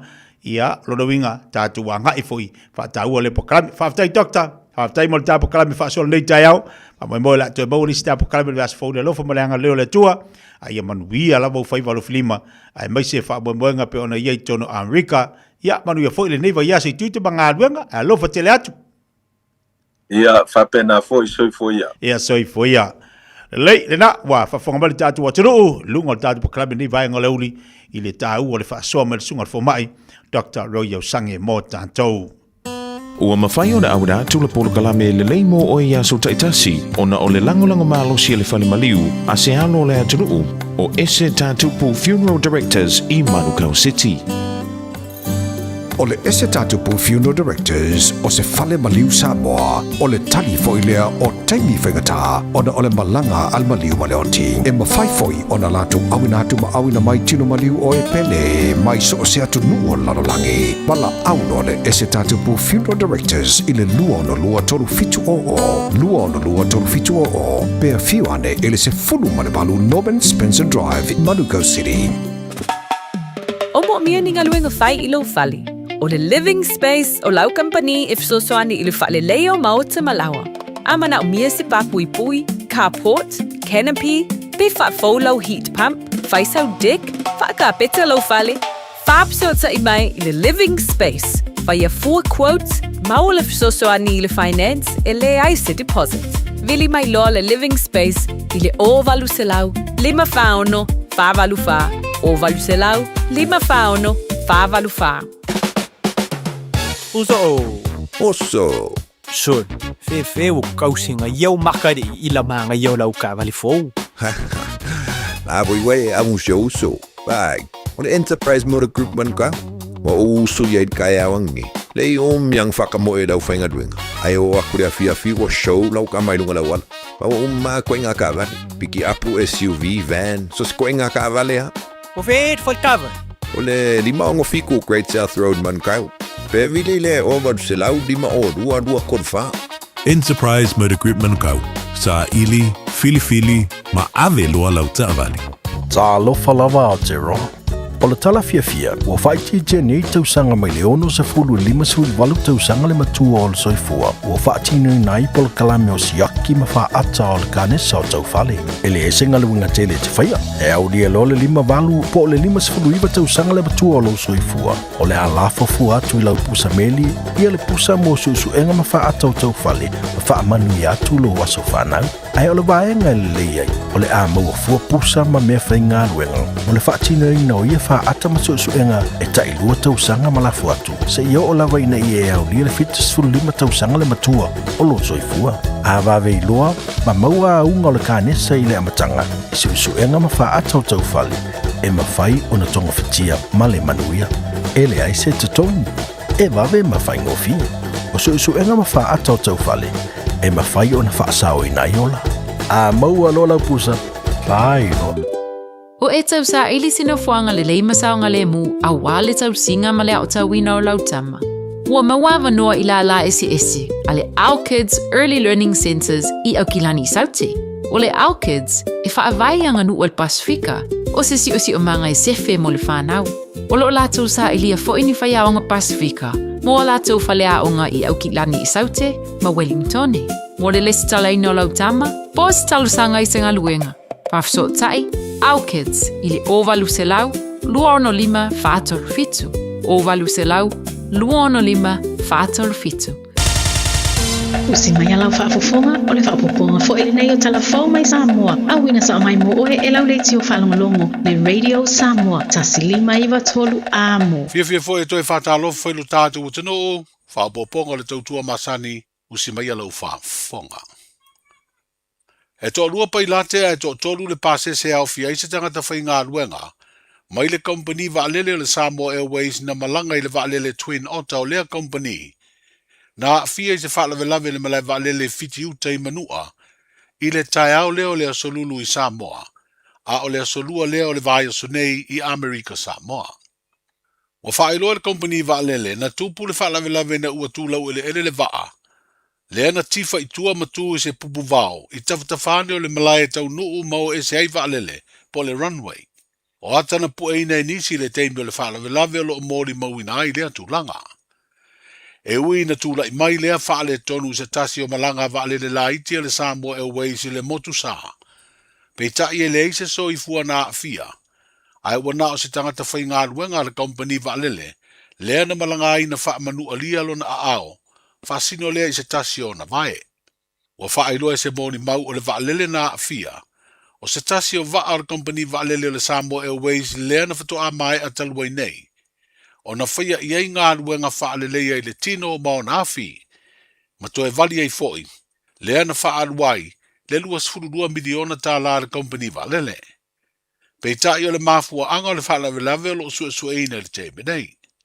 Wa whaeloa le company vaalele se pepa o whaamtalanga sa vave o na whaatino le au nanga le company.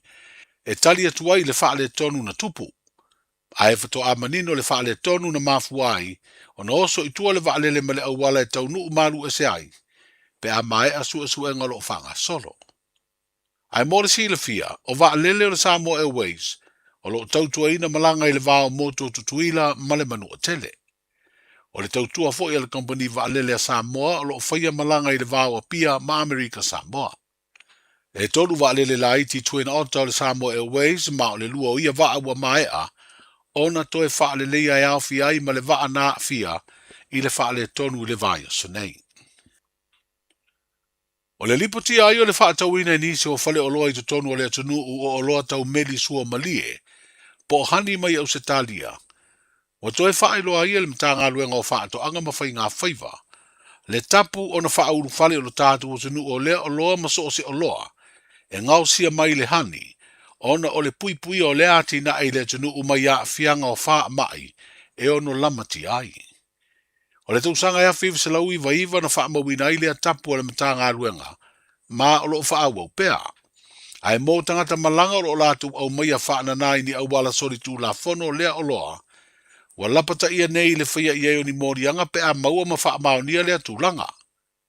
O le tau o le whanguhani o lo maua I Samoa I le teimi nei ua mawalunga ua o le whasfuru lima ta la. Ma iei le tele tanunga, o le mafua anga leo le au mai whaana nae nisi, o lo malangatu I whafo leo o loa. E mana o mia tele mō tāu mawha, e tau si ai le soifua maloloina. O le vai o whangu meri sua malie po o hani mai au se talia I nisi o whale o loa.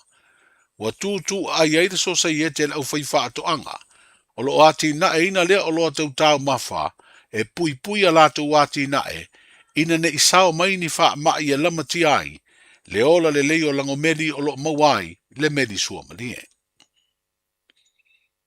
O le langona alofa I leo e a afia ni whaaravelave au whaatino o lato utiute, o le autu leo le asia singa le sui komasina o le mtanga aluenga o leo, fa le pui ma le toe fuata ina whaapea nisi o le pulenga, na o lato wasia le sunga I le malu o le malo, na fia le whaaravelave tau taavale le vai aso le tenei. O le sunga ia I eti taia panipasa na fia le whaaravelave, a o whaialo na tiute le vai ngole ala tele le fio anga o le pea, o lo iai mo li whaasino ala. Ma lo tau fia pea o ia le mauta ngase o tupuata masese mea ole, lea sa fea le sui komasina le nasi singa, I le amatanga o le vai o sanei. Wa whaeloa le matanga aluenga o le tūtā ua o le na pito la au, o le saunga le mua o li i matamai ta i leo leo, ma o le tatalo fo i le lo tātu utanuu, ina ia whaataua lea tūlanga i teimi uma masa uma, e whai aile ngā luenga amalua le malo. Wa whaasolo solo manuia tonga fitinga o le sunga i le leo leo ia i e titeia, e pe ona whaailoa le mtanga luenga. Ma o lo mawalunga le tali tonunga ua lata ina toe whaafo isia lo na malosi, e toe whaaua wai ona tiute whaaleo leo. O whaafita auri ua ni potia le whenga i matangata whai ngā luenga whaavai teimi, i la tau o lo maua avanoa ngā lulu e i New Zealand i lea Port Kalame. Wa li potia i le whaailoa i lea malo ni suwinga o le a whaatino, ia ia inga o ia ngā luenga i le isi lua tausanga o momo nei. O se tasi o ia suwinga, o le avanoa e tāro sanga ai tangata whai ngā luenga whaavai teimi i se visa. E sa idi ai se isi ngā luenga e whaaua wai o nanga lue, ma nofo i pēi New Zealand i totonu o le ono masina, pe a whai e tūla i mai ni whaafita uri le ngā luenga na saini muamu ai lana kona kalate. O whaafita uri ia e pei o le leanga o whale e whaamautu ai, ia po se whaafita uri foi, i le totongi pe a whai o le tausisia se company, hai a inga o lona totongi sa te tau o na maua. Wa whaailoa lea fuafuanga i se li poti le leitio New Zealand, ma whaailoa ai o le asolua o le vai o sonei, na whaailoa ai e le minstau ma ta upu tau whimalanga i ngā New Zealand lea fuafuanga. E le tau whaailoa nisi o tūlanga whaale tonu, na fia i tangata mai le Pasifika e au fia i Samoa, o lo maua i avanoa whai ngā ruenga i le Port Kalame o ngā ruenga whaavai teimi, o le mafuanga fo i lea o le whaia o ia suinga. O le vai aso o mawaena whai ai se whono tangatele i New Zealand, sa talanoa i nai lea Port Kalame, ma sa a wai ma le usu ngā whono a Samoa, na te ita ia le minstau mta ngā ruenga o ala manuia pisinisi malaipa. Lea sa ia asi ai whaatasi ma te ita i o le malo, no whuanga lo wha mautu wai o tātou tangata, o lo ngā lulue i le Port Kalame. O le sotofi o le nei vai aso o whaatalanoa i Samoa, le lumanai o le fuafuanga o se fesoasoa ni tupe, e se lau 5 miliona tā la mai le malo au se talia. Mo Port Kalame ati na e ai le tālonga le kapi le Pasifika, e whaapitoa lea i le ati na e le tālonga, i atunu o Tonga, Fiji ma Samoa. O le fuafuanga wa whaingoa ina o le vai moana rugby proposal, ma o le ao fiai sui o uni le kapia atunu nei e toru, i talanoanga ma sui o le pulenga le kapia le lulangi, e pe ona tali malo ai le kapi Samoa. Wa whailoa e se mōri mau o lo fuafua a talia umai atunu e toru le fuafuanga, whaatasi ai ma le langolango le kapia le lulangi le World Rugby, o na tuina atu lea i le malo au se talia mo sana whai unga, pe talia. A whai e maua lea fesoasoa ni tupe ua whaalia le mōri mau, o le a maua e Fiji Tonga ma Samoa ni vai ngā tupe, e ati na e aide le kapi, ia maa o se whai unga sa i aide fuafuanga, e tuina atu le tausanga le te nei peitai, o na sa tuai o na saini e Samoa le fuafuanga po le proposal, o le mafuanga lea ua tuai e o na tuina atu ia au se talia, lea fuafuanga. O le stofi ma le asfreida le vai aso nei, o lo whaanga solo ai, ia whaatalanoanga. Tala i o le whaatawhiti o le ngā ruenga o le nei vai aso, saifu. Pui pui lau ainga i le tau malulu, au e te whaatali. Whaatonu nei loa lau tui ar fulu, a whai wono 5 o tausanga pe o vatu, pe maua o e singa se tū mau, mai tanga, po a maua foiso o alo i singa se tau mānawa, e ma whai o na whai a fua lau tui ar fulu. Tanga iane i le upenga te whailangi, bookmyvaccine.health.nz, e vave tui whaingo fie, mō whapesili manisi whamtalanga, really mai le vaccination helpline, o valu se lau, lua valu lua iwa lua ono, o valu se lau, lua valu lua iwa lua ono, po o le fono, o valu se lau, tolu ono ono, ono wha valu, o valu se lau, tolu ono ono, ono wha valu, e siri le poipuia na i lola tonga fitia. Whai nei lola utui ar fulu. Ta lofa lava, o le si ufafonga le nei o Samoa, le Radio Samoa.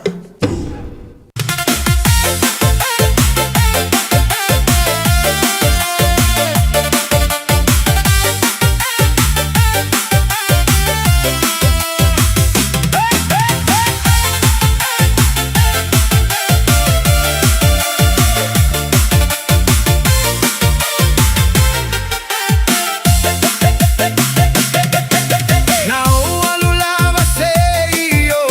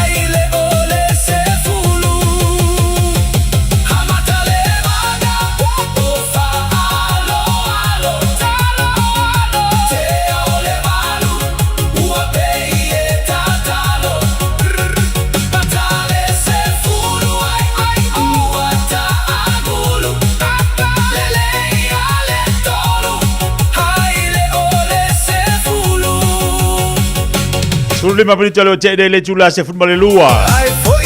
Musika bota to le oli. Tau of tanga vai ainga malo longo le ni oli. Au FPC solo ai ai au tau of tanga. Se ku ka manongi. Au se mea ai mo oi malau paanga. Pamalo tu le sai malo le pale.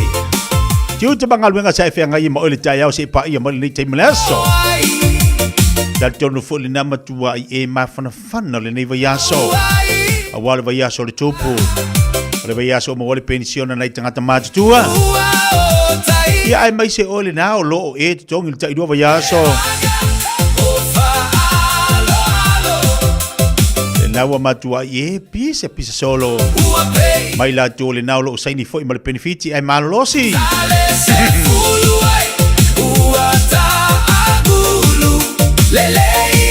se de code le mar ko fa maongi ia le ya se si me si do le tau o le Fiafia o voi ka ko e vai do le makal manera e va ai do le makal manera foi la le tono le account makwa ke le o ka fe le Fiafia o le Fiafia la tau o le mawhai o na tau Fiafia. O so ilunga o whialua i solo. Ia o ruatu le whado loa, ta amilo ane le whado loa. Ia o le ilo ia o le mawhai lava o ngaku o le ilo. Ia mai desi piko, kua ko desi piko. Karu kaluwai wa ia ko le mata le tupe oka. Ai ale ilo le seleni wa fiu e su e tono le shopping center. E ai masi o ngongo i o awafo i reisa kupi. E ngofo ka haka la ko fale ia mai mau foi panga fa pe isi apa fa pa koko ke do le mele le ia nga are asa ka kupe ma ka koko maka fo mai ma panga ngi ia ngi koko maka koko mango nga le ia asa ka se rengi fa pa ula ka koko kui yo kalu ku uruma lo ka fale pa ka pe ia mele fa Samoa si ela ka lau po la ia ka ku ka ma ka pisi ia maka koko Samoa ia sa wale ka vale ku mai ni maka la koko ia saudia ka vale ku mai lua kala le fuskapisi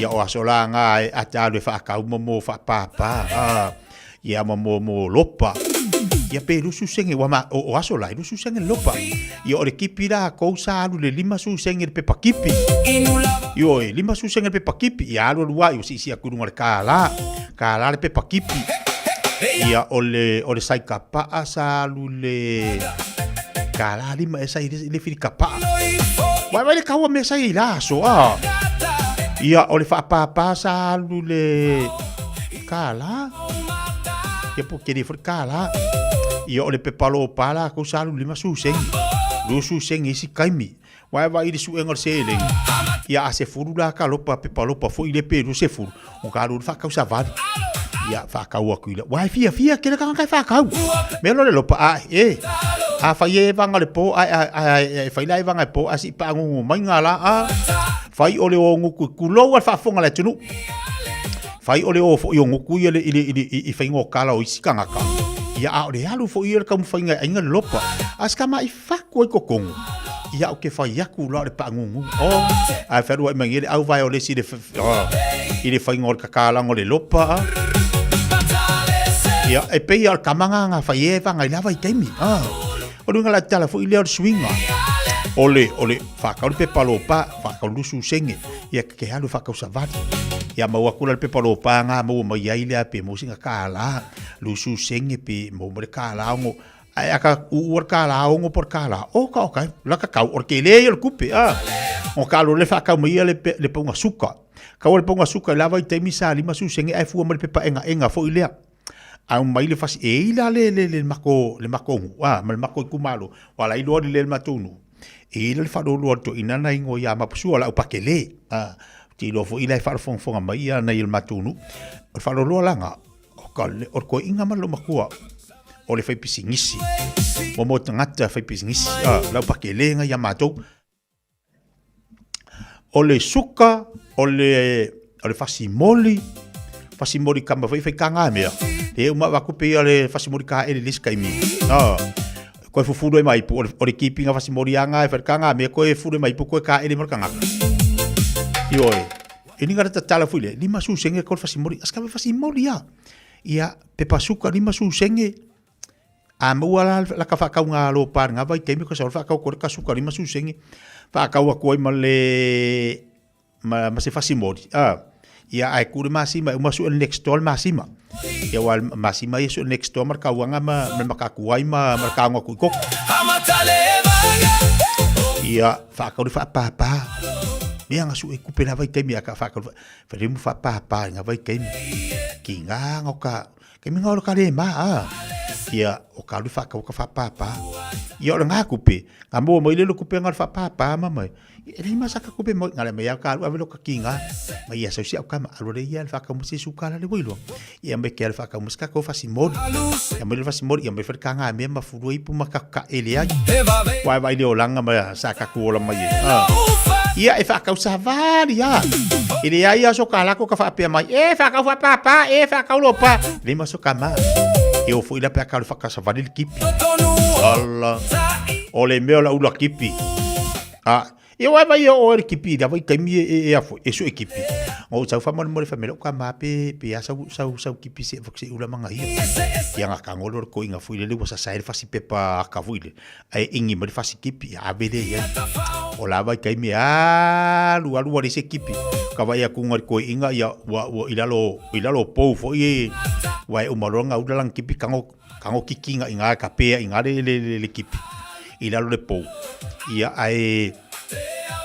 fa puku inga ele ai lo la se pepa kipi pe ila ko inga ko su e mai ila ka ko muri ka pa fo ia ka ko muri kipi fo ia ngala mai lo la ia le ya sa tau se la ku ile me se la usurui a mai lo la usurui ko ka ai ila ngai fasi menti la ia le nga ko ile ula ngal ko inga pi ala al milonge fa a mo pepa kipi kele le olanga ia mara kipi ala le Pawal me ka vai ila vai kai minga ko inga manga ilo makor ki pinga e nga ngifo ai dei ma se ma ai ma se ma inga mo pawal me ka vai ku nga e nga ngifo yo ale alo lua wa sidi mur ka pa ai le karinga ya lua ka vai ku ya wa ka pe ele uma ngaudo ma ya sidi lunga le ampo ya alo lo fiaula ko mai vai ngole se ringi ma le posposingo se ringi ai ngai vai kai mi wa e ula le pepa ako Wai au anga le mere iwa kai kolu o pepa kapa ale asu.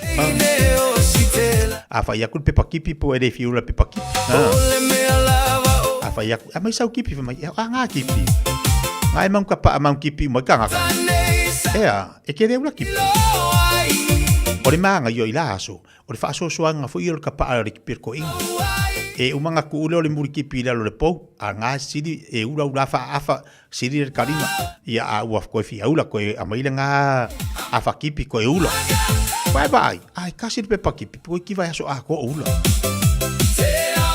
ai le ai ma se mai pa wa me ore e nga ngifo ngai ko inga manga ilo ma ku ia ai di fa pe e alu fa pe e wa ma isi ko ingo le ula kipi ile kai mai sesi ile vai se kipi ava fenga ia al paula me ore enga yo karima le miringo le kipi da le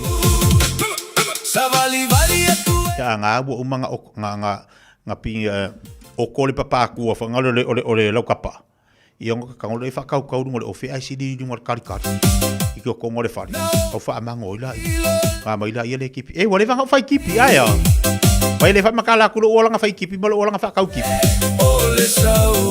ya nga vai kai mi ka ke alwa le a onga ka sa fa ka nga me o ka lo ka fa kipi da ko ia anga lua ia fia ia ili ka kiri mai nga vai ke ala kai mirangi manga ko fa ku le kipi ula mai le silo maku ke mi ia pose ko inga fo ia o le mo nga kipi nga ko inga ar ku pulanga fo le wa ia ka ma fanga le ai ka pa ari ke mi e laki ko isi fi ula kipi pa fo ila nga i va la nguku la ia ai mai ia nga ngi fo ai mu la nguku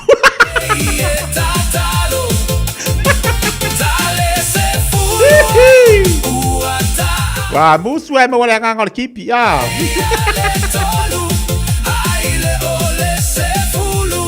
Ole ko pulang akala bau dol vai kai mingi mo ko pulang fo ile au la ni akwa musuh ai mo ka fa pe nga mingi fo manga uya ba ai akwa le mak papa ai mayaka ko orola ni ya mal be ale musuh ke ole ngal va la ngukula ni ai le ai ole manga yo ka ko le kipi fa nga ngi fo la ko Ai fa mo mai va la. Le kipi fa pe ai de fa pe ke mai. Kanga e ngau ngi fo ai de ko udo yo kala nu.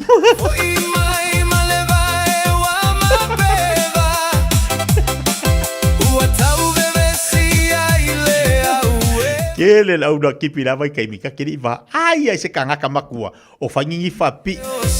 Ale vai kai me ngi. Oka. Le wai fa mai e dali. Ngane fa vai de susu me. O matane sa tilo ai. Ua bebe si mata. Ale vai kai mingi ku pulang ka kalbo. Kai lima se furu kai ongo se furu ka usang fa mai. Ia la le saka fa pala kamu. Ia wale mafinga ka usami wa. Wale anga olo la le paru la ngakari. Ko fa vai aka ko mia ai na le. Ai kar ko le fio lo kipi ular kipi. Afa pena e ola leo langa lo ke kanga fa makalaku makwa manga ya leo langa na langa ti o mai fo te mine wa e lo fa so leo langa wa e lo tu fa leo langa i lo fa na wa e lo fa manatu lo fa na leo langa o le mela nga e mafu ai nga e fa lo fa nga o fa le haonga o fa le haonga o fa malo se fa le haonga langa fo sa e ui me le ala le fa pela fa kula kama sa kama sa fa ka ko e side ile le shopping set ai marka makiki ora al meku fa la fanga aonga wa mai al fa ka ru vai salo pe fa ka ke po appointment pa al fa dia aonga ya le fa penga e ui mele o langa le tatu te i fa ka kipi o fa ka fa papa o fa ka ngiu o fa ka ropa o ka se manga ya yo o ka se manga ya ia e te ilo fo ilanda e fa so ila fa na e o mai fo dal termine po wa me fai au koko fai au vaisalo fai au koko esi wa me na wa vato le tu yo lima e te tanga fai e kele mai ko le fa ka kele ka kai ma aisia le anga le me na e ola mai ai le anga le me wa e ma sani mai ai e te le mai ati na e lo ainga e te le mai te alu fai se me le ya wale manu ya lo ainga paule me ya tatou matua o ngai kama kira onga Unga ia kama ki daung. Ku lei tama ti daung. Ao na matutua tamaiti. Ia wa mawala tu ngaluenga le wa feo ai mapengi la ko kanga mala ko suki mala ko se vai mo umi. Ia ai fai le folo ma le malo sio kako. Ia ngal ka ko ngofo maka ko vala wa ku ka ko fanga. Ia la fu la ngonga kama ki e ngo wa ai sio kama wa la vai kai manga vai salo fa ka. Waka ngau ia fai saka ngaru ngalele e ngo vai sio kinga ngofo al shopping center mang ke pua ya ngangu fi ngau fai la wala ngonga lu te matiti la ngale samba ai ngaru ngasa fa makua o ta yala e manu yai fa na mo lu manai a o ta yala e mo wali te nga olo ata to matua manu yai fa na Luas 10 minutos chele tula se futbol lua. Hai mo ko nga afa fo ikako ko fa so mata tu tala no le ia oli. Awe anga ia tu se fale ainga ke le ai ke fa ka wai ma fa ka wai sa tau maftanga ala le fale lo tu lua. Ai anga o inga. Ai fa kadia si do makuala ile fale ma fafsanga ai mala sa fa pop. E ola le ai steak ola foi le ai kokolesa. Pa wale me ia awang ima wak se o dua oli nga fre. E va ve ai lava ona ta e lo ufatu. Ole ala le. Apa tonu le tula se futbol lua. Patalo fatu se o se pesamino. Kasi dia kamali lady yang ngira como pesani. Wai vai kari lima dia leva vea ama ya pe kari kasi walu se malako fa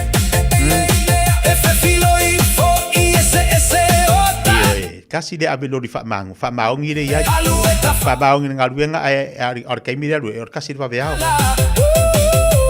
Patalo fatia lasi makau kia fu amo ya so moi kasi se fu amo ai o kasi fu amo vai se troi fu amo malapo angali masi usia mayaba Ave ia se tui famo a kakam.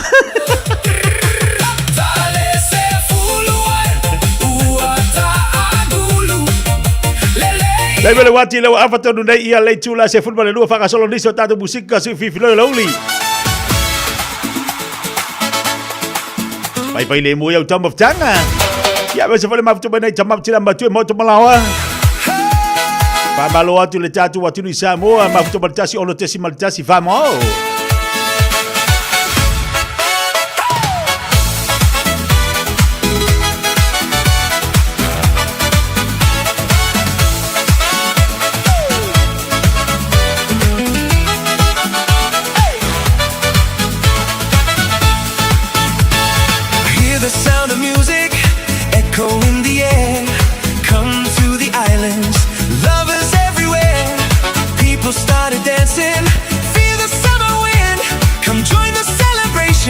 As everybody sings, ole bombaya, say come señora, go limbo in the moonlight and the bongos from afar, bamboo beat from the sea, promise me, you and me, like lovers in the night, dancing in the summer breeze.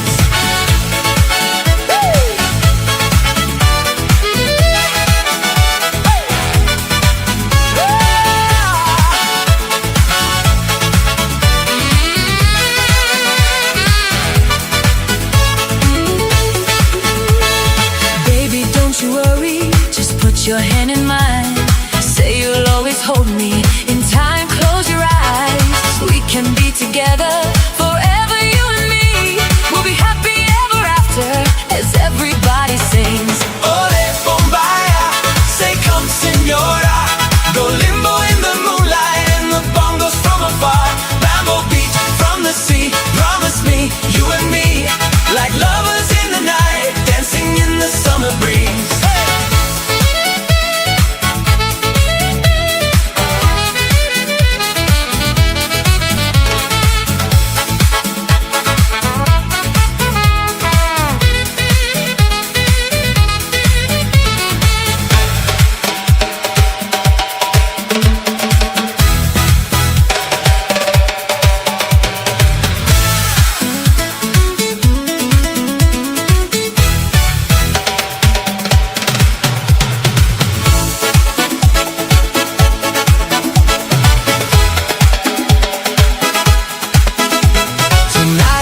So heaven, I came to say goodbye.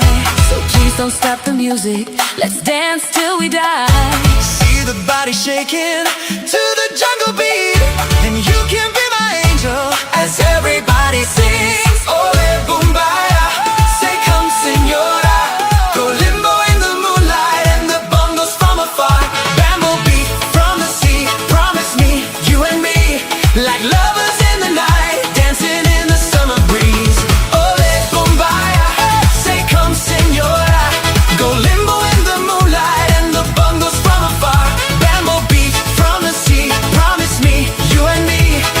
Lovers in the night, dancing in the summer breeze. Like lovers in the night, dancing in the summer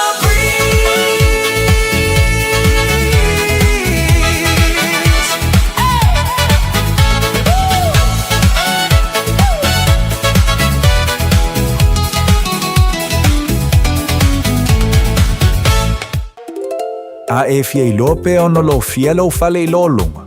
Si akilo fanua I le Auckland Flood Viewer a le Auckland Council.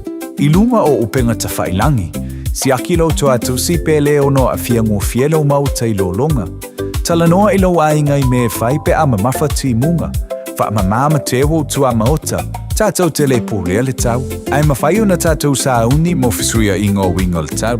O lo saonga le mu I taimi o lo longa mamafa, o lo o yo lava lima. E ai se isi o le tau ainga I wha persona leo. Pe whaapea fōi. Whaamata e avea le tale I, ma le tale māsani e tau fia I lātou mai le whai o lātou mea māsani ai. E tatau na lātou e whai suenga o le tale, a ngā I le coughtest.co.nz. Pai le suenga o le tale, ma whai loi le fō mai, coughtest.co.nz.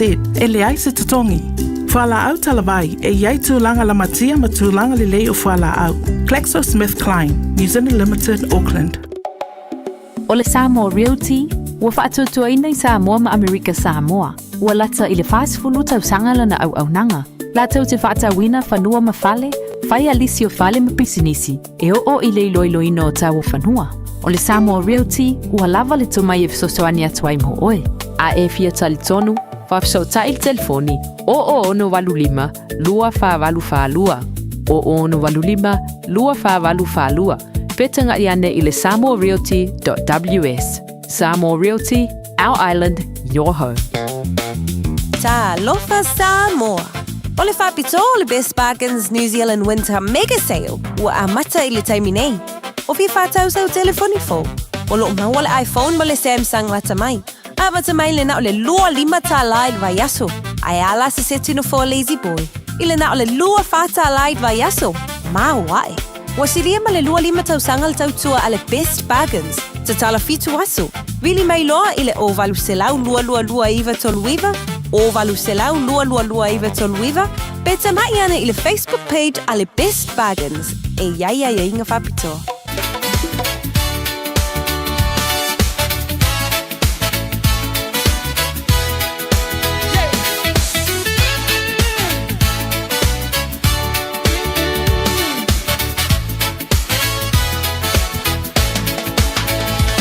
Hangi mai si toke lau. Ameno ai si te vale lau. Ki he vai ko paki lau.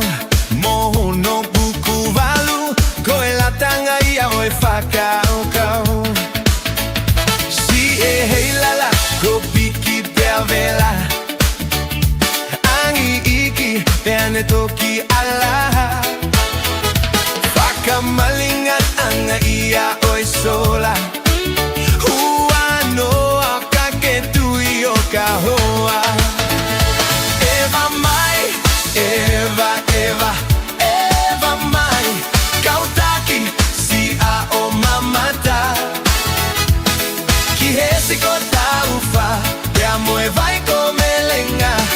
Tala tutamako e auata.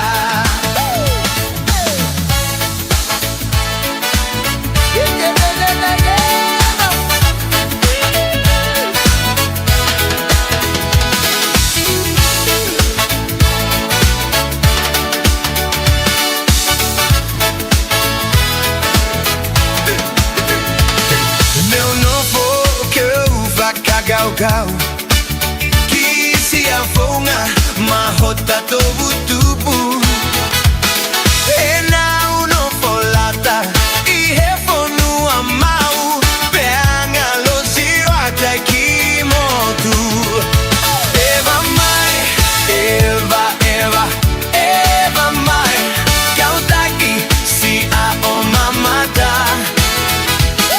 ki hesi ko taufa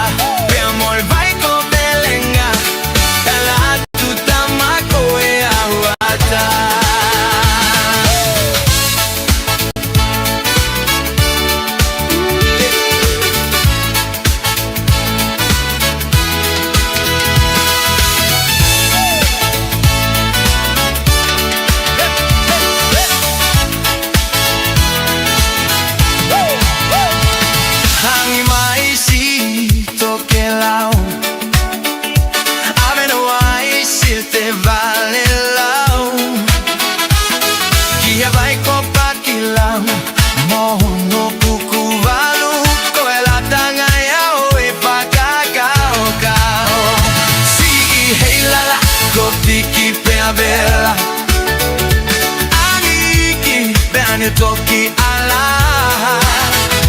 Swaka malinga anga ia oe sola Ua noa kake tui o kahoa Eva mai, Eva, Eva, Eva mai Kautaki si a o mamata Hey! Ki hesi ko taufa Te amo e vai ko de leña Diso tatu Fiafia Mai uli leo te luas fulu minuto talo le tu lai chansi. Disi lo tatu falinga lo tanu mai. Awari ngari atu ol tatu vayasul nei olo yel tatu fa pitor vasu muli nei bol tatu fa pitor. Ai mai se lo wala tata mai le sa tama. Tatu fa pitor lima sul tala tatu tu selva fi film mal songa. Lima se fulu tala mo le vai aso muli le nei. Lolo winga awadi ngari ya joe. Na lo fa manatu ya joe. Se tasi leo me alo fa taua mo le sa tama. Ole tatu va fili ma le tatu tusi o le songa. Lima se fulu tala tau le tatu tusi. Wala mo le tatu telefoni lo no lua tasi lima tolu lua no lua tasi lima iva tolu. Ole tua tusi o le tolu pa tolu ono hope le avenue nei manukau. Pete suma le tua tatu tua tusi na. Ia mo ila tau fo i o lo o kalatu tusi dungo penga tfailangi. Tanga iane le shop radiosamoa.co.nz.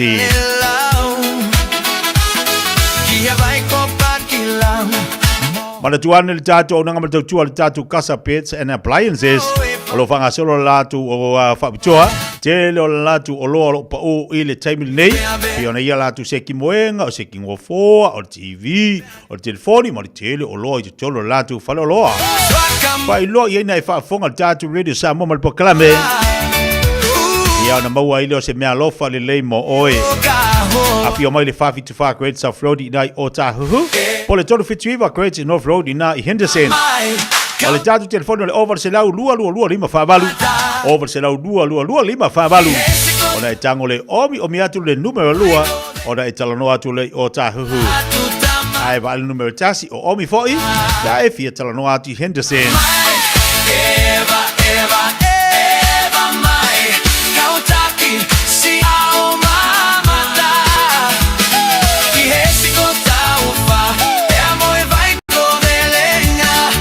Papalotu tatu pokalameniso tatu pa angalo mafutu mai lunga tatu Facebook ma lunga tatu YouTube. Ele nei fo ia uli ma lo le sai ma lo pale. Lona lota fatalo vatu le nei vaenga le aso fa tele ma mai.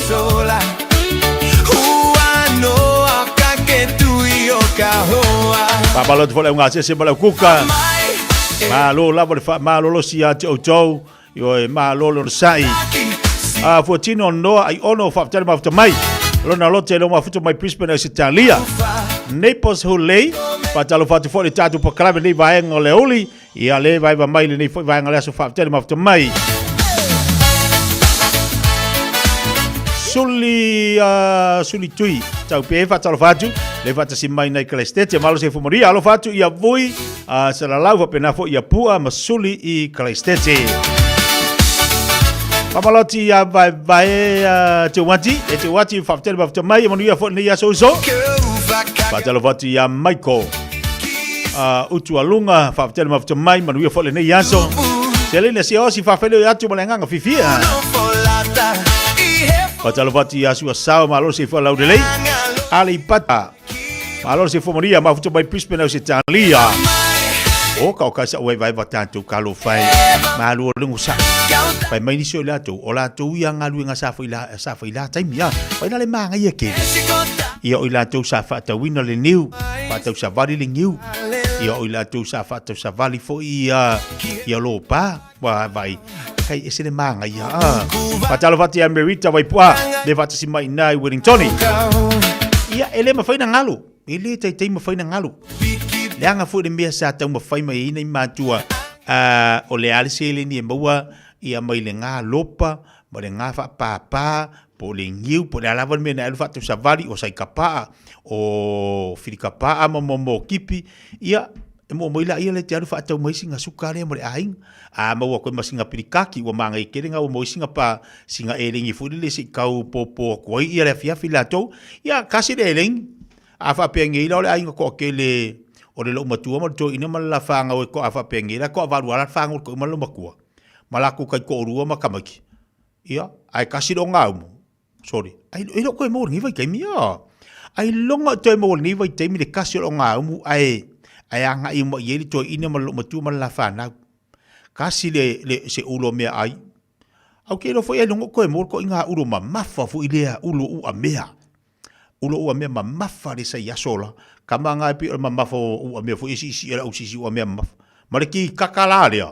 Ia o kamala nga fama mumu ngai fayava ia e fongi ala ka faalongo fu dia i ina mana ilo matua pai mai ia ire ka ua se fayava e ka ua fingi ngofkang ire ka ua ia e ka ua o sia kama a wasola pe sa kalango ngale leo lea o le fayava o le fingi ngofkang Ia wai pe o uluanga mga ki kakanga e whafsanga I mga I si vanganga.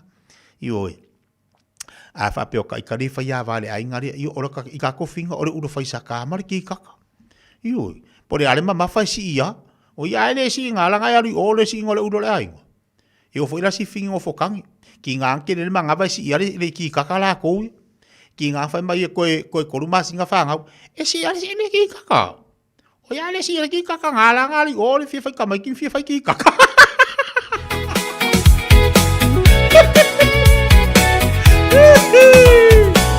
Aia. Ngā langa ali ole aingo la vama le whangau. Ore mga kamai ki malfi fai ki kaka. Ya e si iar ki kaka. Si idungar ka ngapi ko si idalo. E fai mai ya e o kamai kele ai ngoi ka fa ya o ka si iar ki kaka. Ai ke ro ka ki nga nga. E fai ai nga ya ka ika. Ka ke sau fo e fai ro ka nga o ka kai ka do fai so se me ah. E fai ngore ku ka ki kaka ro ya kai minga ngi ile ko ki kaka ka me ki. Ai ah. Ile ko u fai sakale me. Ele ia eu le waya McDonald's. Le waya KFC.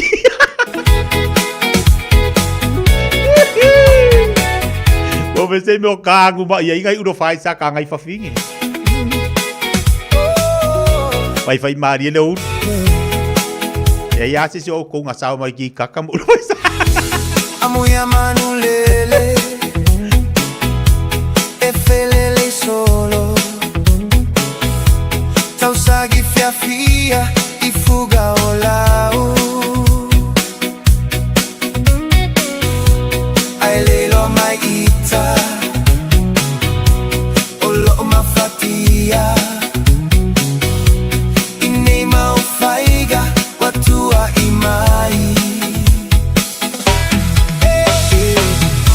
Ai ona o ita elefa apogai.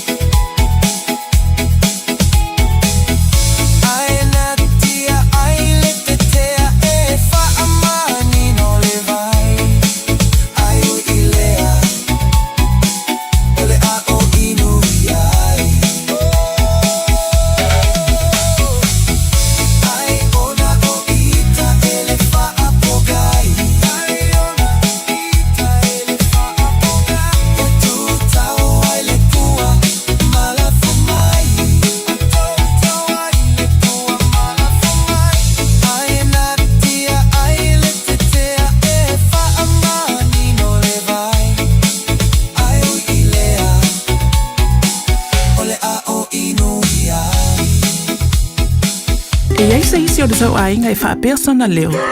Pe whaapea foi. Whaamata e avea le tale i ma le tale maasani e tau fia ai lātou mai le whai o lātou mea maasani ai. E tatau ona lātou e whai suenga o le tale a ngā i le coughtest.co.nz. Pai le suenga o le tale ma whai loa i le fō mai coughtest.co.nz e le ai se tatongi. Whala au talavai e iai tūlanga la matia ma tūlanga le lei o whala au. GlaxoSmithKline, New Zealand Limited, Auckland. Ta lofa Samoa. O le whapito o le Best Bargains New Zealand Winter Mega Sale ua a mata i le taimi nei. O fi whātau sau telefoni fo. O lo maua le iPhone ma le Samsung wata mai. A wata mai le na o le lua lima tā laid vai aso. Ai ala se se tuna fo lazy boy. I le na o le lua whātā laid vai aso. Ma wae. Wa siria ma le lua lima tau sanga le tau tua a le Best Bargains. Ta tala fitu aso. Vili mai loa i le o valu selau lua lua lua iwa toluiva. O valu selau lua lua lua iwa toluiva. Pe tamai ana i le Facebook page a le Best Bargains. E iai ai inga whapitoa. E whainga o fia lo langa, pe a le leilau wha aperitania. O tatala ina nei avanoa e te lisi talai i le Dynaspeak, mo a onga wha aperitania. A onga fua e ono fumau i New Zealand, pe si ti seni New Zealand foi. O le a amata liava se ngai le aso lua fito o Iulai. A whai e te au mau i Hamilton, Palmerston North, Lower Hutt, wha apea Wellington. E tala whia ngai le Dynaspeak, e fsosoani mo oi. Vili mai loa le oiva, lua lima lima, ono fitu whātasi, lua lima lima, ono fitu whātasi, betana i ane i le upenga te whailangi. Info Dynaspeak at twoa.ac.nz.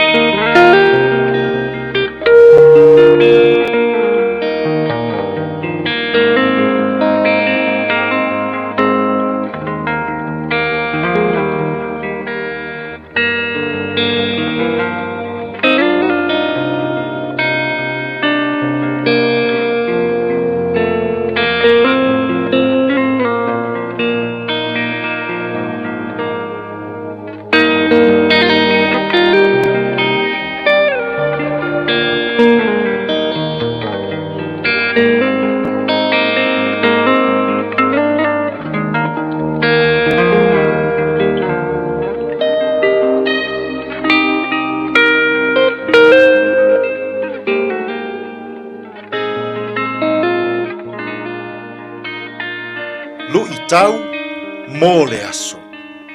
Whaamālōlō e Pēteru le pipili. Peter healed a lame man. Ngā luenga mata upu e se fulu mo le whā, a olona foi upu e valu. Sa nofo foi i lusa le tasi tangata, ua le la vā i ona vai. Ua pipili talu lava ona whānau mai, e le isa vali lava. Whaamālōlō e Pēteru le pipili. Peter healed a lame man.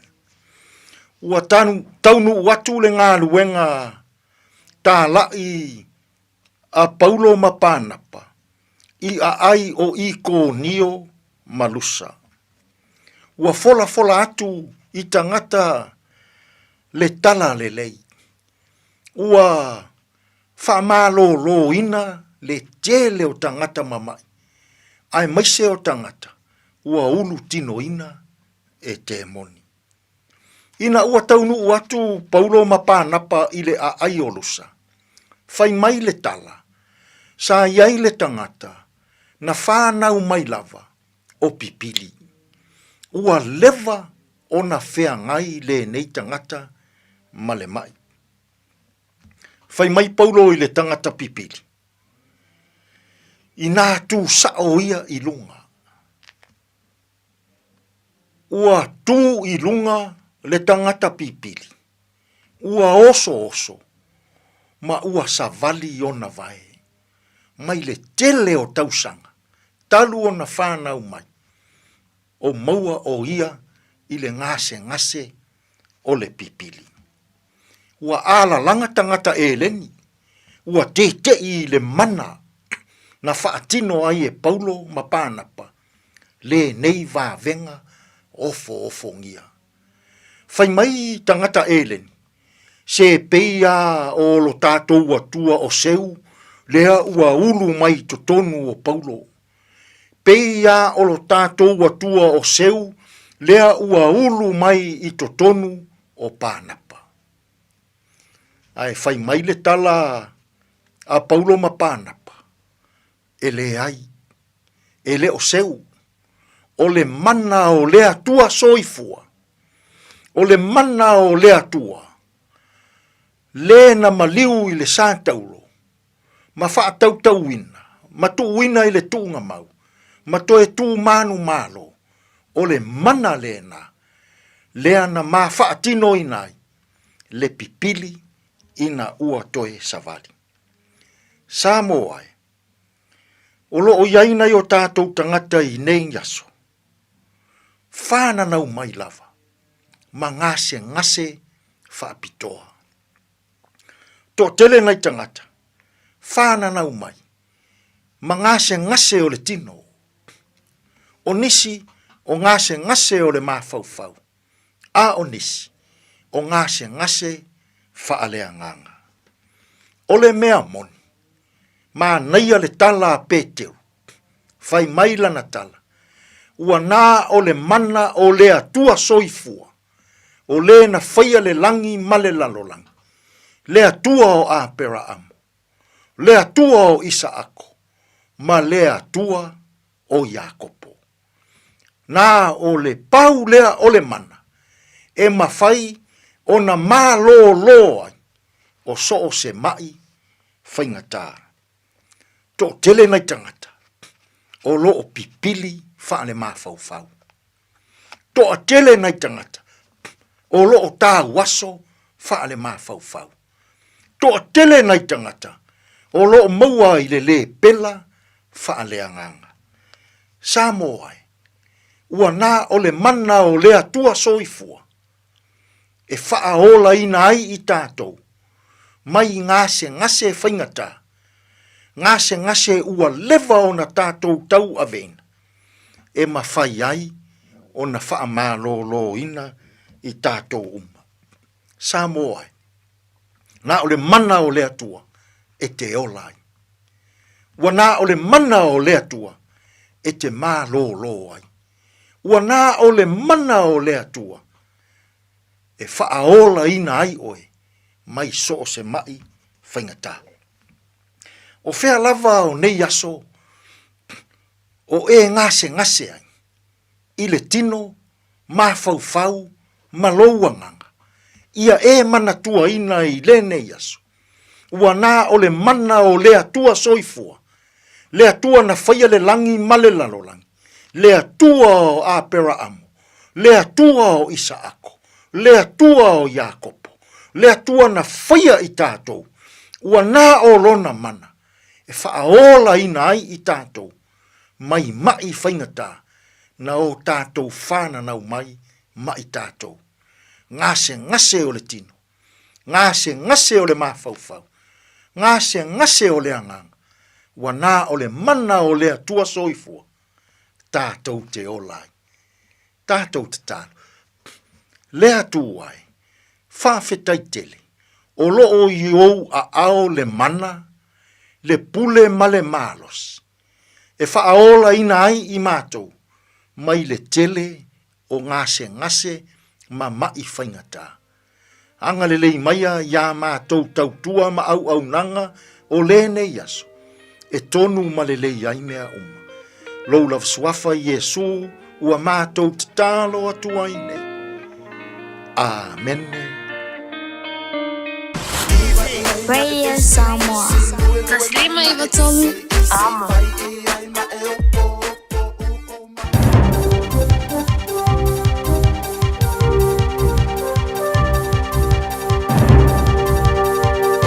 In this update, Labour's pledging to repeal the government's proposed changes to climate laws.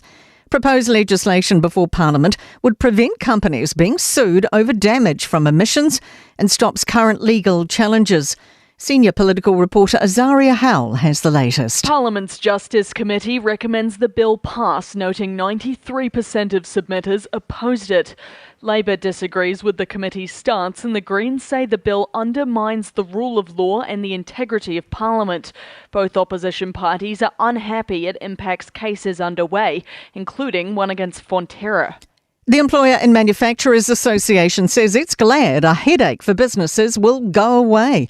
The employment leave bill's passed its final reading, making annual and sick leave relate to the number of hours worked. People working extra and casual hours will get a 12.5% compensation payment for hours worked instead of accruing leave. Advocacy head Alan McDonald says this will make life easier. It simplifies a process that's been horribly complex and has cost many businesses a lot of money, in some cases tens of millions of dollars for getting it wrong.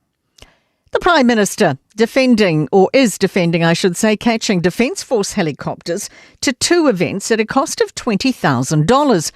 Chris Luxon travelled from Auckland to Waikato's Mystery Creek for a public meeting in 2024 and last year to a Kmart distribution hub in Hamilton. His office says the choppers are only used when necessary if other options aren't feasible. Both events were an hour-and-a-half drive from Auckland. The spokesperson says the travel could actually save taxpayers money, as the Defence Force is required to regularly fly the choppers anyway. And the police watchdogs found an officer used unjustified force during an arrest in Whangare, striking an offender in the head and face. An officer and a dog handler were chasing 2 men in 2023, one carrying a sponge round launcher. That's news. In sport, swimmer Lewis Clarebert's crediting his shift to Australia for Commonwealth Games success. A 7th in the 200 metres freestyle has ended. The 27-year-old's best starting across 3 campaigns, collecting 2 golds and a silver. Clarebert's told Sky Sport the results validate a January move to Melbourne. I'm so much more confident when I'm coming up against guys racing. We saw in the turn to fly, I was out the back door, but I still managed to crawl my way back. So, I think it's just that confidence. Portuguese football manager Pedro Moreira will guide Auckland FC in their upcoming A-League title defence. Black Knights owner Bill Foley says Moreira will bring more silverware to the city. That is sport. I'm Raylene Ramsey. Faiste fuanga I tā pena I lau ainga mō longa. Tala noa I lau ainga I le mea I whai pe asi I tia le vai au ta wholo whale. Tu au me tā ua I sino fuanga saunga le mu. Ma whao ngā se a whianga o longa o tuanai. E whai ma le sona o le ona toe tu lai mai o ia whianga I lau ainga. Tanga I ane I le Auckland Flood Viewer a le Auckland Council. I lunga o upenga te whailangi. O lo saunga le mu I taime o longa me mafa. O lo o yo lava lima.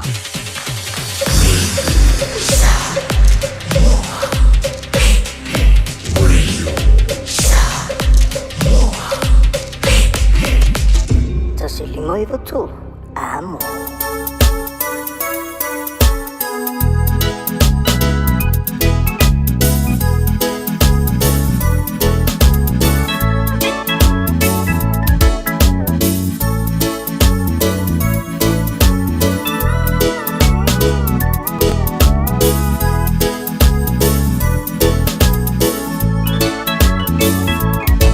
Oh, happiness and joy.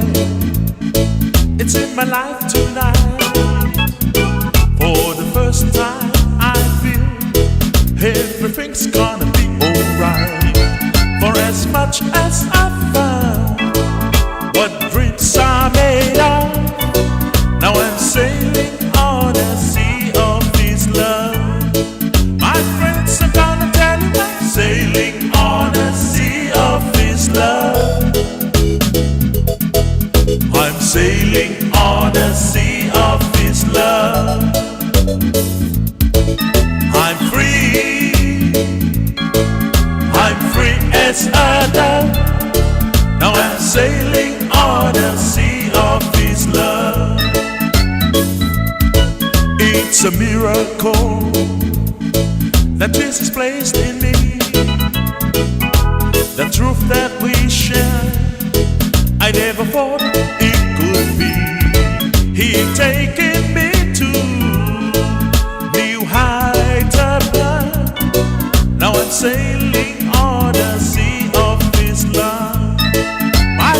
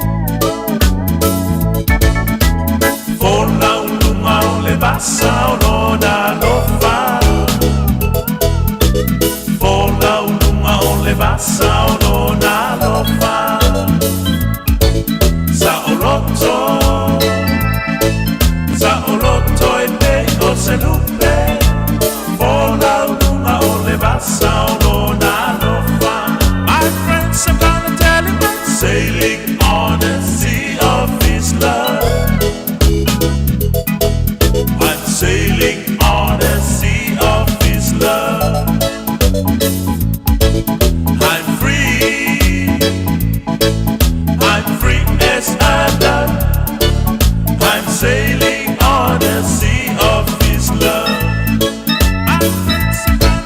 I'm sailing on a sea of His love. I'm sailing on a sea of His love. I'm free as a dove. I'm sailing on a sea of His love. Sorry. Fa.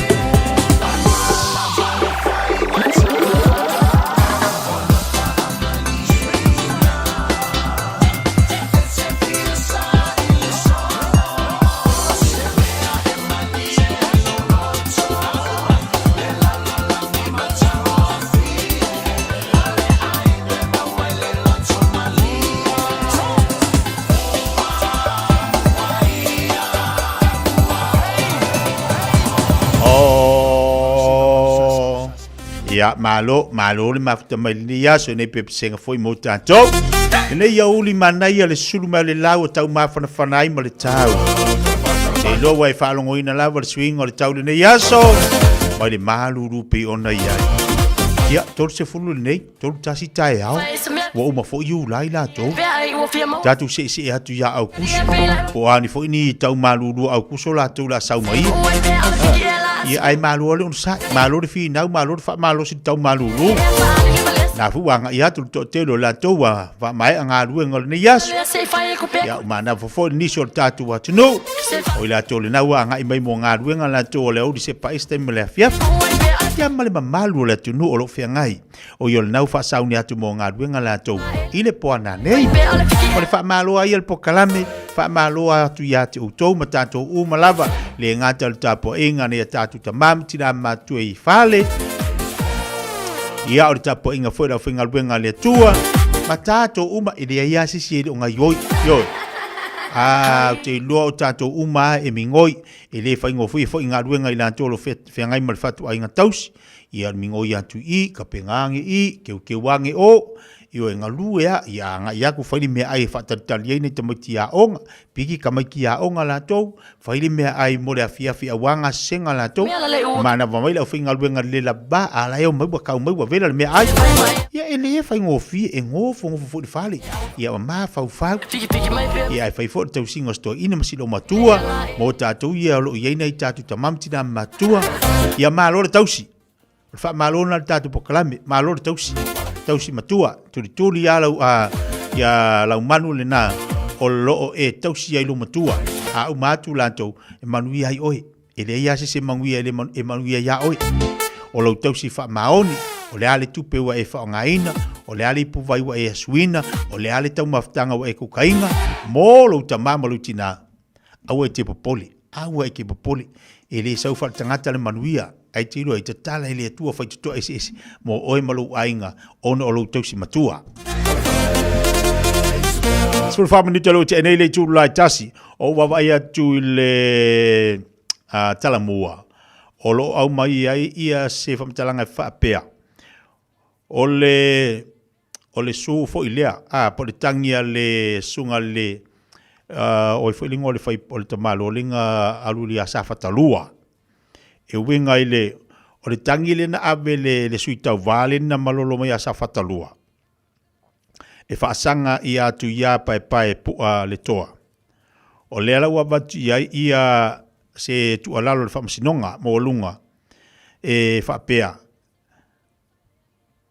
e tali mai ai ia le sui fai pule o le tangi le na ave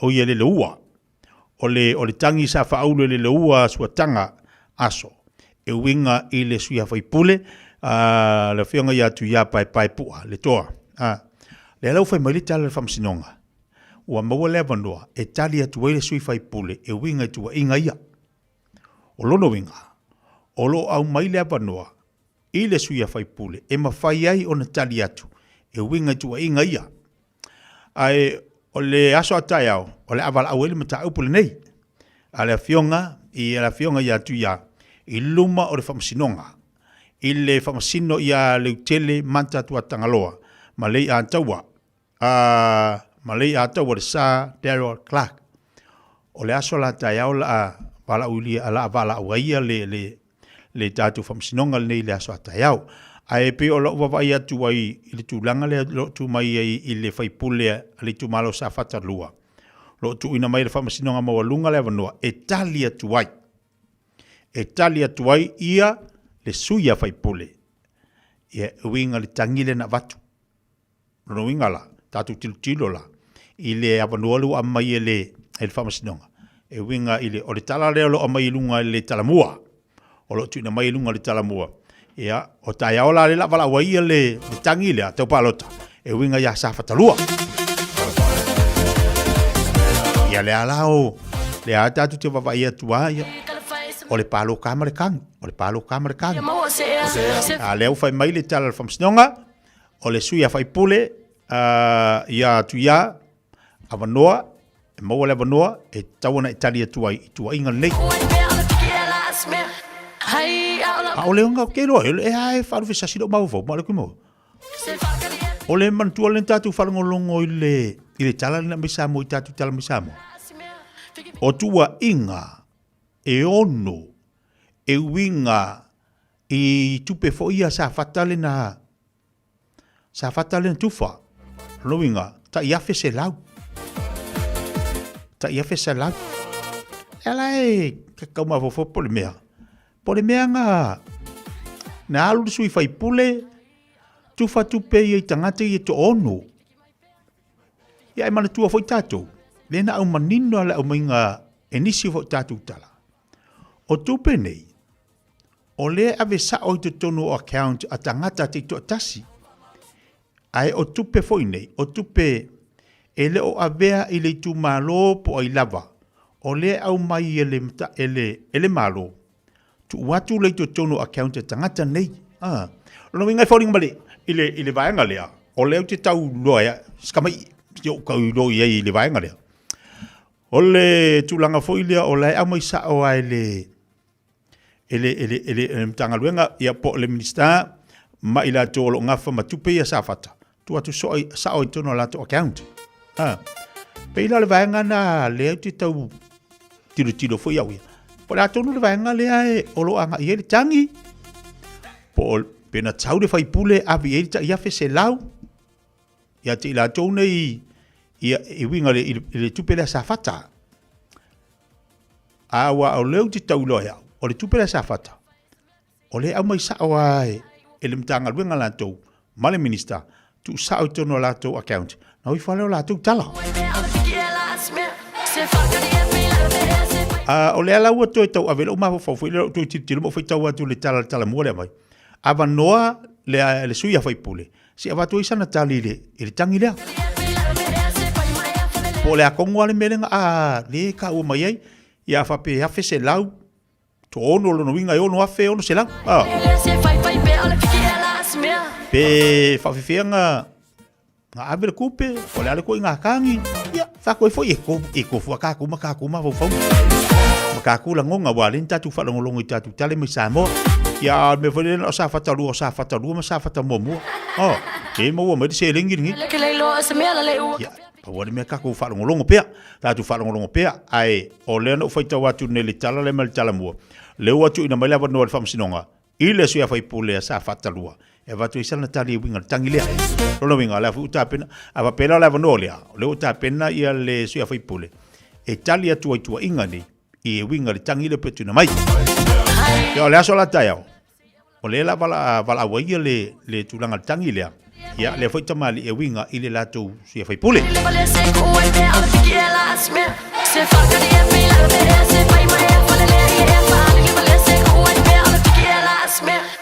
Le foi lo mai si tatu foi nga palo talaiti. E ai si foi tu malo e lua. Io o le palo kamera kang. O le palo kamera kang. O winga fa pene la tu foi atu si foi nga palo te e lua. Ato e ai koe maunga mai foi ngiskangi. O foi nga kangia. Longa winga e umale pa inga di makau sakangi. Ka fe kangi singa me fe ka.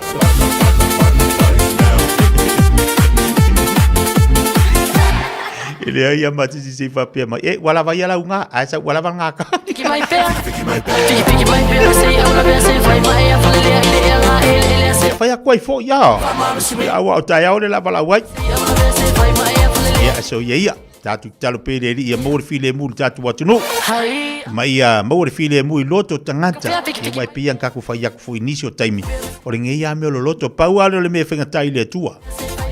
O te lo foi pau ale me foi no i le pule le tua le loto tangata. La ngo le pule o le loto tangata e pule a oi. Inga nga ma musu mo le nga pa ya oi. Ya le ki manga wa fai lo loko ya fai ala.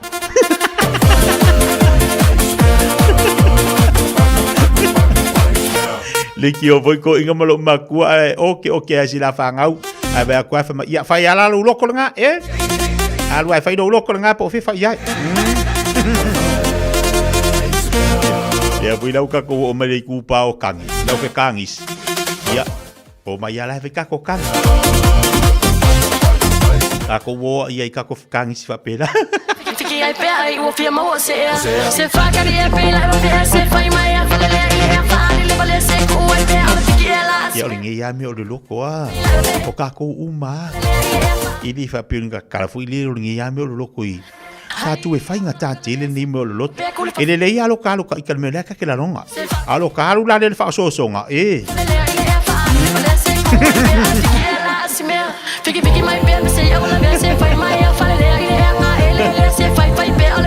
O mga kuanga yalo le valenga ali mako e lo makongu. E mai nga me na u me makana do ni.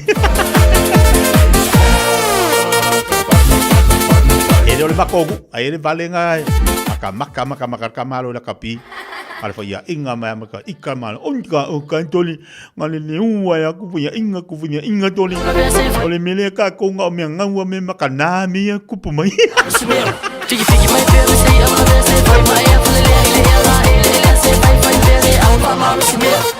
Ngau me na wa me makana mi ku pu mai toli ke o punya ko toli ko fa ya inga to toli.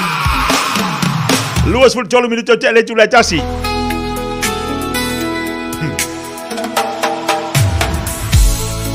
Vai pai le mula ia le uli.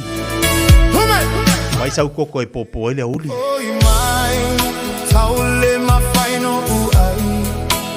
Le ma faina moe, fiava ai ia te oe. O te nofo ma o tagi. No ufiava ai, ia te oe.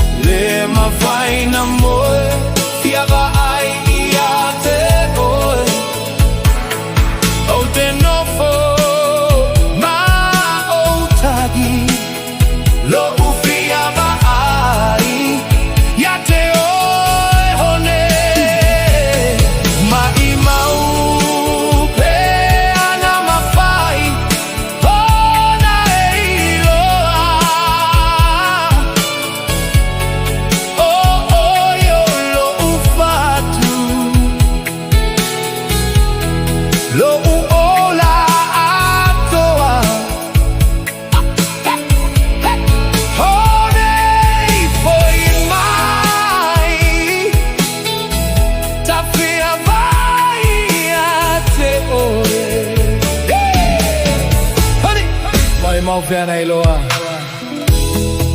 lofa mo oe foi mai honey Fiafia ia te o honey foi mai taule ma faino uai le ma faina moi Fiafia ia te oe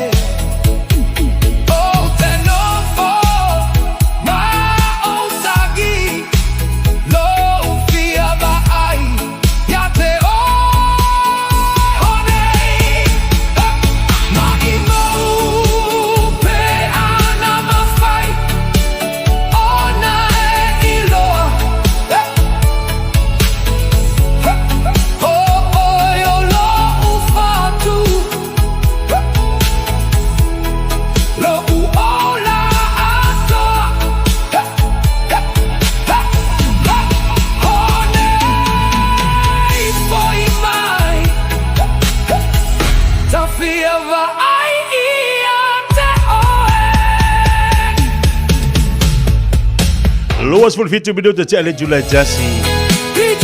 Ole ta ule manto fa Mexico. Ile honey. Ole honei. Honei fo i mai. O fia ba ai ante oi.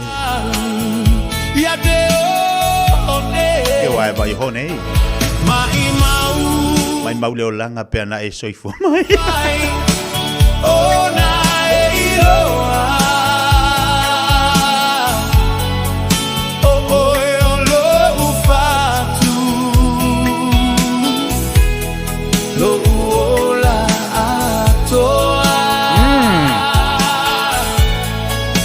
Solo e o ma faufaunga ia i lau hone i le nei aso.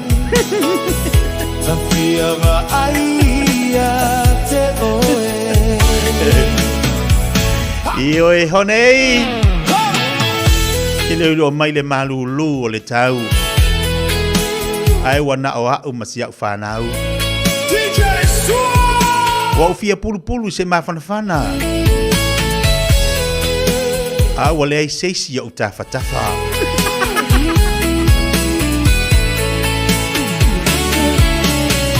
Watale lava maalili totasi. Ona wale ai oe la uhani. Le mafaina mo. Fiava ai ate oe. O te nofo. Ma o tagi. Lo Sauia o lau honei e totasi. Se i ono fo mai ata ita o lau pele tutasi.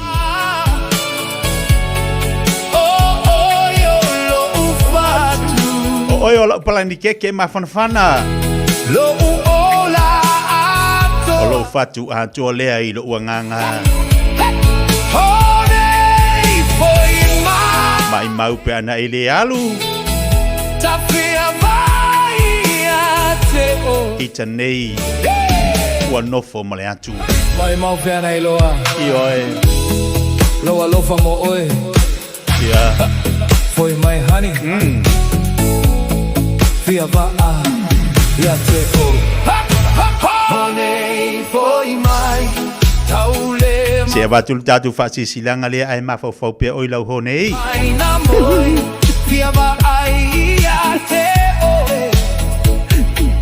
O kasi au fai mafau ngare yo mai.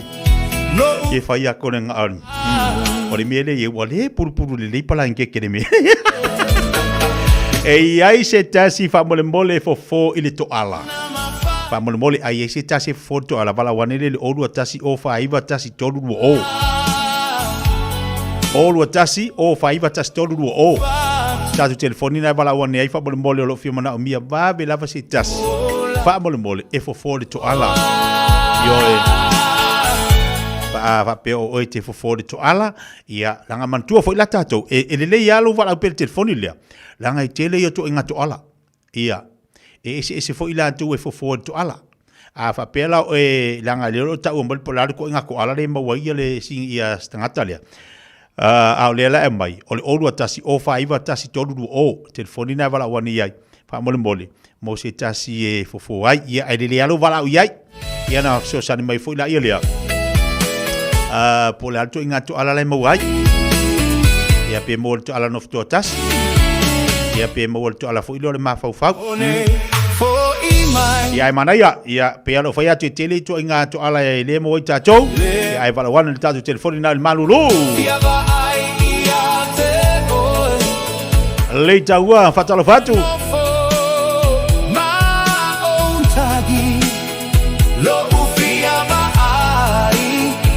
Ia le ua mai ia vai e fofo le hani a. Le fofo le ho nei le alu umi. Sini va polo fatalo fatu le vai ngaleoli. Ho nei o e langona mai au. Ia e vai mai le tu le taua. Ia ho nei. E lo mai ta ita ua malulu. Davita sui fatau. Wanga la bola stofi wale si tupe a hani. Yo e malo le sui fua lau lele fatsi mai nai sini au sitania. Mai mau pena iloa. Loa lofa mo oe Pamalo atu se pesa mino Foi my honey Kasi dia ho nei kangi nei pe alu kinga le ai Honey foi my Taule Alo kamo pesa mino Yo ila kamo o aunga Mafaina mo Lau kamo aunga kasi dia ho nei kangi nei Kamo aunga kamo ia ke fai aku e alu lo mele ke waila le kangi E kangi sa bali fo Fiafia Mai Ya te o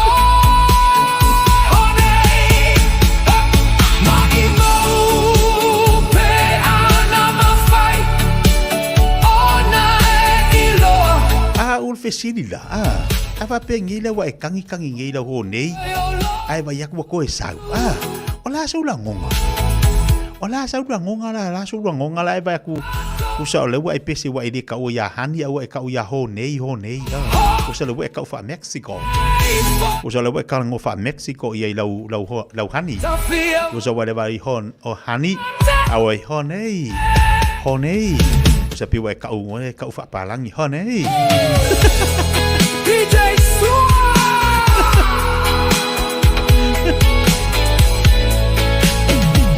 Jangan lupa ngai jauh ngalua mai mo ohani. Ia a o lai le lang si ingol udu faisaka fulor ku ai. Ai o mai wa si kaidi. Ia ole hani da opi ho nei. Ia le nga. Ai wa mo wat ko ala ia ho nei. Oh, vai mai sina leo, mai sina toda fo ile kangi ya singa mia. Ye lo ko kele. Apa ya kule masu su family kangi.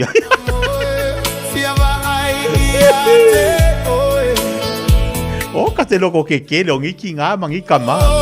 Ma o tagi lo ufia ba ya te o ne. Ya fa mai selin sio si le ko mangha yai. Ya manga ya. Ya o ya ko mangha ipa fa pe ngali ingu. Jadi mo lingu apa sa mo ko ingu apa malo si. Lo ola toa.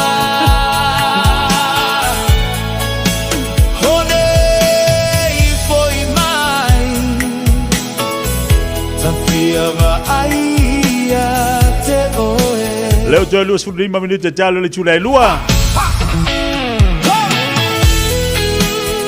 Sini manga ia murka kang ofo fale manga bakula nga hone. Wa vela mai de kukala le. Ke fai a kwele susu ele urua ela kuia. Ai manga bakula hone. Ala ku de mangongi male kukala le. Oka. Ala kulo le fusil ulo ai fusil kanga fai le ulo. Aka. Mai oka. Lo fa ku e pi aka lepe mai le mangongi o lo kuka.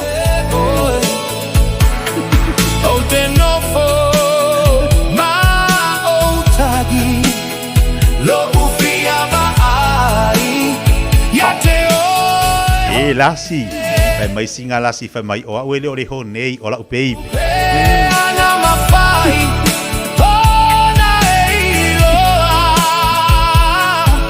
E makau kia le mere i kako. Apa ya kule vai dua ingole faku pe a lu de hone e fa mai.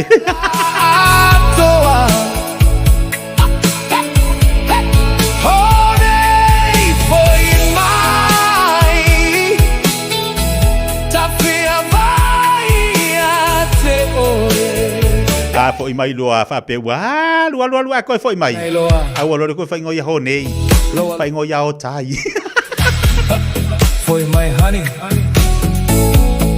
Fiafia ya te o honey foi mai taule ma faino u ai le ma faina moi Fiafia ai ya te o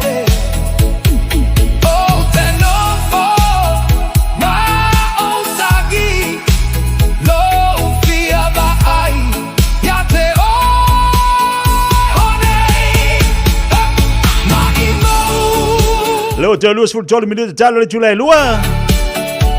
Yo o aso malulu fa penei. Ele faia ia se fia malo si o sesi. Yo ya.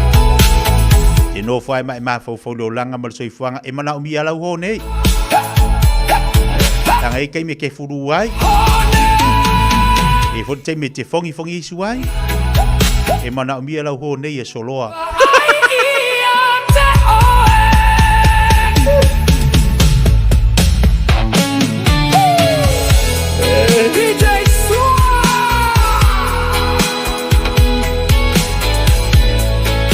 Ava peolo nei we kula pe u po ya.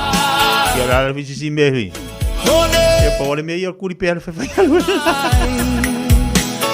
E vai bagala nei bagala uni lunga tau tol veda Samoa.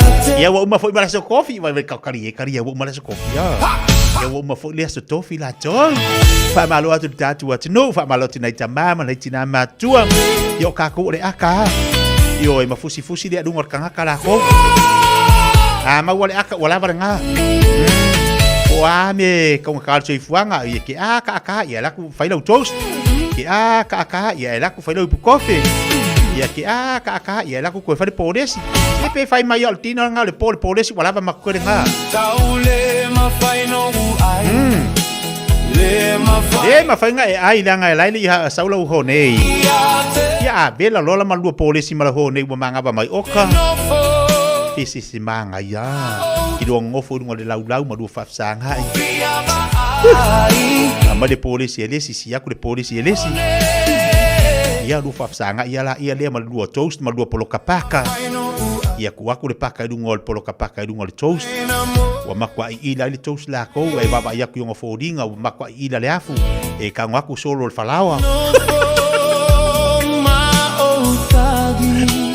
Awar solo ai vakule toast de solo wa irunga.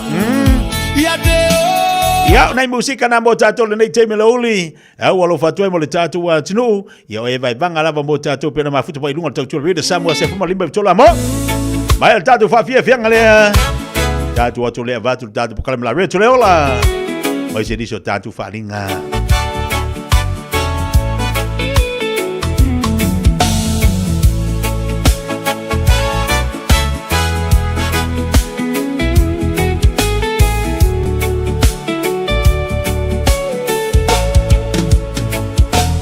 Ole olaga fe sui ai.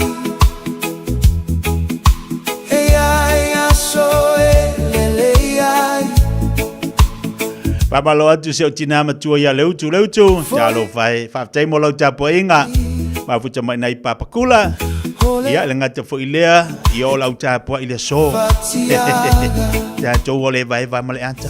Papa tai lo tapo inga tina lo fatu leutu mo Yo si fun malai ba minuto talo le tulai lua. To etulai pe amasavali. Awai lava leta e aufo. Etaunuai se fa amoe moe. Ele ai se poi le e oso foi le la mato i goto. Ai tali tono le famo e moe. Ele o tua na o tato. Le usoe Awa le fiu. awa ete fatuai. A sole le ima sole aga. O me atutupu ile olanga. Tauina e O no sai. o faiva o lo tapuai. Ia sauma uli mea uma. Lo saumo aso iluma. Ua tato feta ia ima to foto foga. Tato te to fofo i fao so songa. E feta ia i pe a malagona.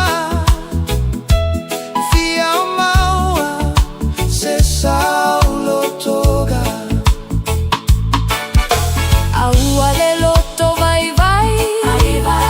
Pe a sou le tai. E ai pe a le atua io tafa tafa. Na te tai tai.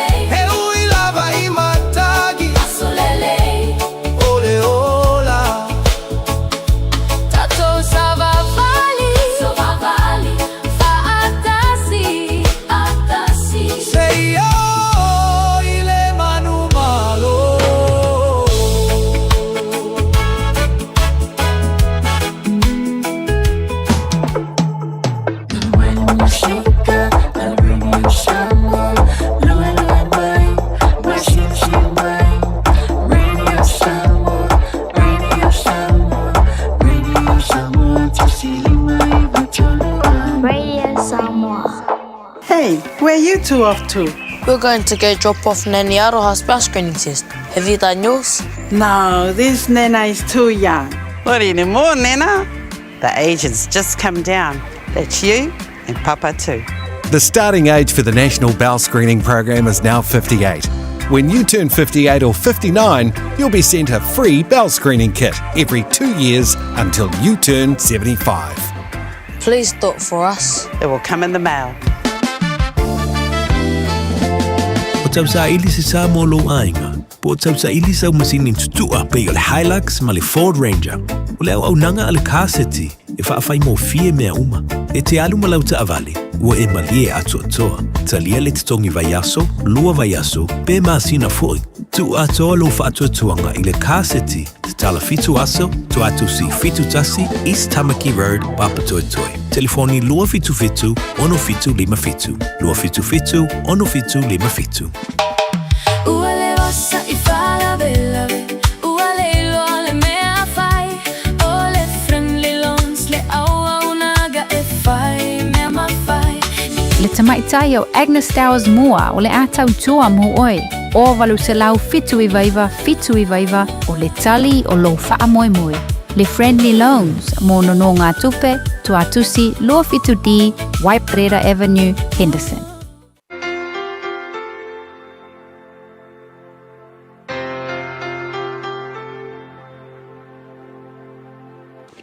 O te whawhila I tātou tunu umalo le soifua mnuia, mai tātou polkalame o le areto leola.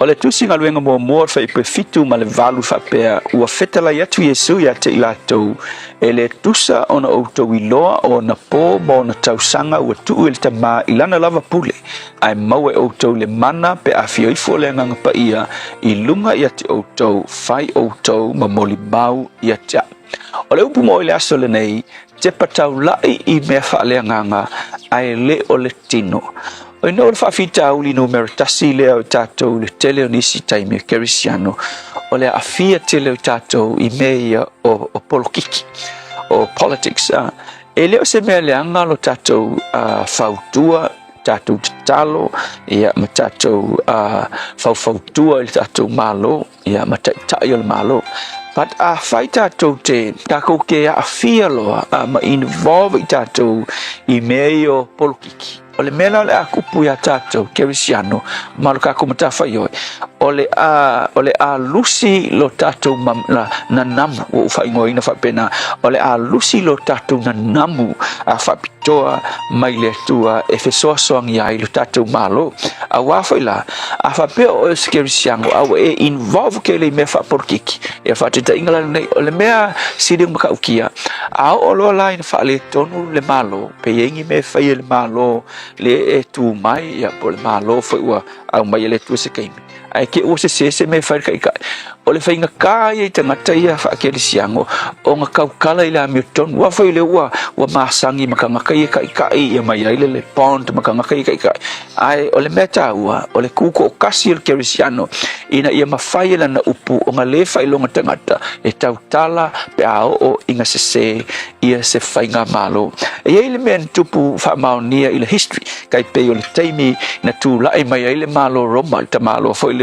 Constantino le tupu Roma na vai tau ile tau sanga po le tolu tasi tolu ti a na sainga ia Constantino le me foi le edict of toleration po le tu la fongo le fai ile le lenga ile va o le malo Roma male ekalesia o se mea nga makua ngai il manatu kele kerisiango ai le history le kaiminga nga matai o na urufale mai le tele o mea fa pau I to tonu o le ekalesia ma ule ai se leo le ekalesia e fa sao ai ia mea fa pau matu manga na au maia ele fai nga malo Roma nga taimi I to tonu o le ekalesia so o le lui foi la le mo o tau o tele fa benga foi la so o Yesu le ile tala le nga fai Yesu fai mai ele kusa mo ko iloa le melena ina ua ko tu mai Yesu tu nga mau male oti mua fia le au so o fa pesa o lava o si am pingi ka ko kamo Yesu o le mesia le ngei e pule me uma wa lele uma fai nga ko ku mai loki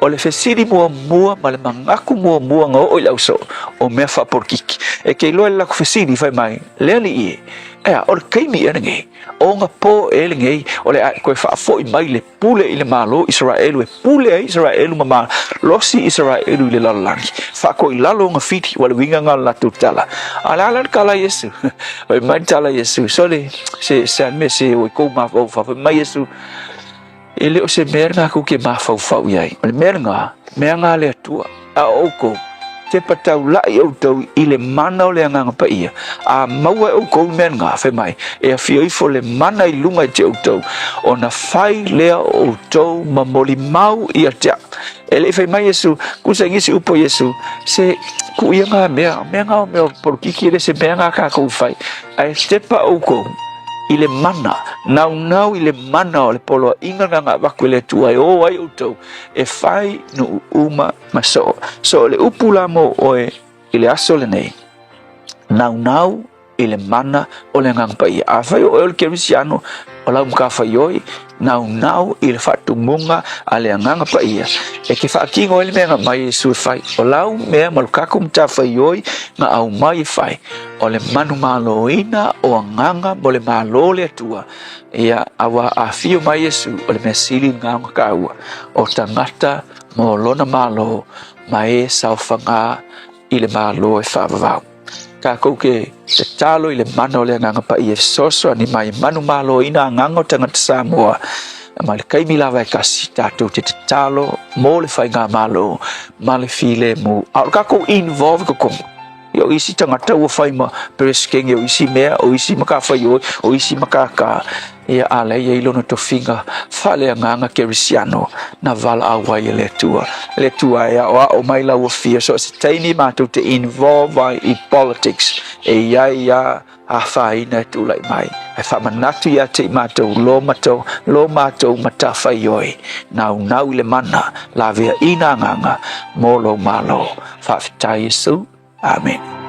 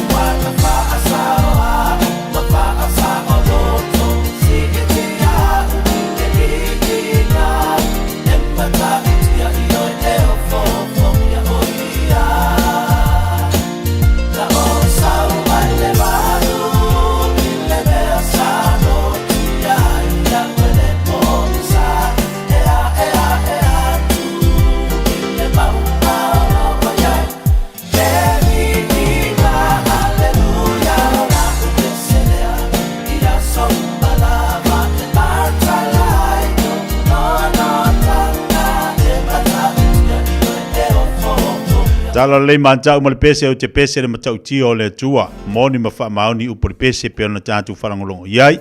tau tia leo le tua mwhaiona I whaafonga mo whanongolongo, po kalame la reto leola mo tātou le nei aso I sona whapoponga, I le unanga ma le tautua le sunga whawhengainga la whae le kopa, ma ana waina le upo leola mo tātou le nei yaso, ia vi ia le li, whautei atua I lana upu, tai le atua le whaasiringa malosi wha le nganga, le tātou wola au auna mo le tātou wola tautua I le atua malon whingalo, ai mai se ai, ia o le telo whitamu whingatalo tātou savalia I le aso ma le aso, ai mana ia le tātou whanongolongo le upo le li, lo tau matau I pea ma wha marosi au, ia I le tātou whainga malanga o lo whaia pea, lea foi la mahe al nei masina, ia vi ia le li, ia le telo whawhitau, li ma telo mea tupo le olanga lo tātou iai, tātou te whalongoina lava le mawhana whano le alofo le tua, ai mai se ron while mu mo tātou. Ia, whawtai vi ia le li ilana upwhorfola, mo le si whawaponga le aso a tai au, I le pokrama le malua le tai au pe ona iai, le tautua marudanga ale areto le ola. Te 5 minute talo le tula e lua, awari ngalo le tātou sumpa lea e whai lea whiwhena nei, I nai le community hall fo I lea I Stamaki, mo tātou whali tātou sumpa, ma ua le wanoa e suma iai tala mai au e fuli, I le tongia sautupe, ai maua le whaafu, maua ia le wanoa e makua e lue ia, ma makua a whai e le sumpa lea whiwhena nei. Awa le tualo malili, au te awa fo le tuwa fa me e waka malili. Si e o tangata seifua e pule me e le ola. Le wingala te tala fo ilea. A whatu tu nei tātou le malili. Ia kakau ke malili ia. Tu ia le to ina malo matua la tau, au tātou e malos. Tau ana e tu la ilunga, vai lau wha malastino, ia ma e halu e whaile exercise. Ia bau e lori si malo si ma na ia mo oe. Ia, nei vaenga na mo tātou. Vai lau wha malastino mole, avia whena nei. O inale le tātou community hall na ina I Stamaki, whaile tātou wha malastino. Ia, te whamiri te tālo le tūla e lua. O ne ngalo tātou Chairman Pan, e whaile a whiwhia tai au. A e whia tau sami se Chairman Pan. A wari puti mo le ai. Ia na e wala umaile le orua tasi, orua wha, fitu wha alua I vitoru. Kata se eile male a sa. To e mau e fol tātou Chairman Pan. O kako popo le sa umari siri eko fam. E walu le ia. Walu le kako popo a wale fonga tau mawha wha ele tātou Chairman Pan. Ia a wale sau I puti o le afiafi. Aso la tai au, fiafia tai au. E mau eila kamara nga. Ia, mari o tau maftanga male to whai a fonga mua se Manu Francis Ioane. Leo tapena mai, tātou while aso a tai au. Whai tātou exercise, le tātou sumpa. Masani lunga le tātou tautua le Fiafia Mai. Manu ia tele fi au manga ruenga. O lo fia ngai ma le tātou atunu, alo fatele atu lava Samoa le atunu pele, maua se aso fifia le nei aso, wha ma eno whai au tiutu mga luenga, ia taito rueina tātou le nganga o le li. Alo fatele atu soifua ma imanuia.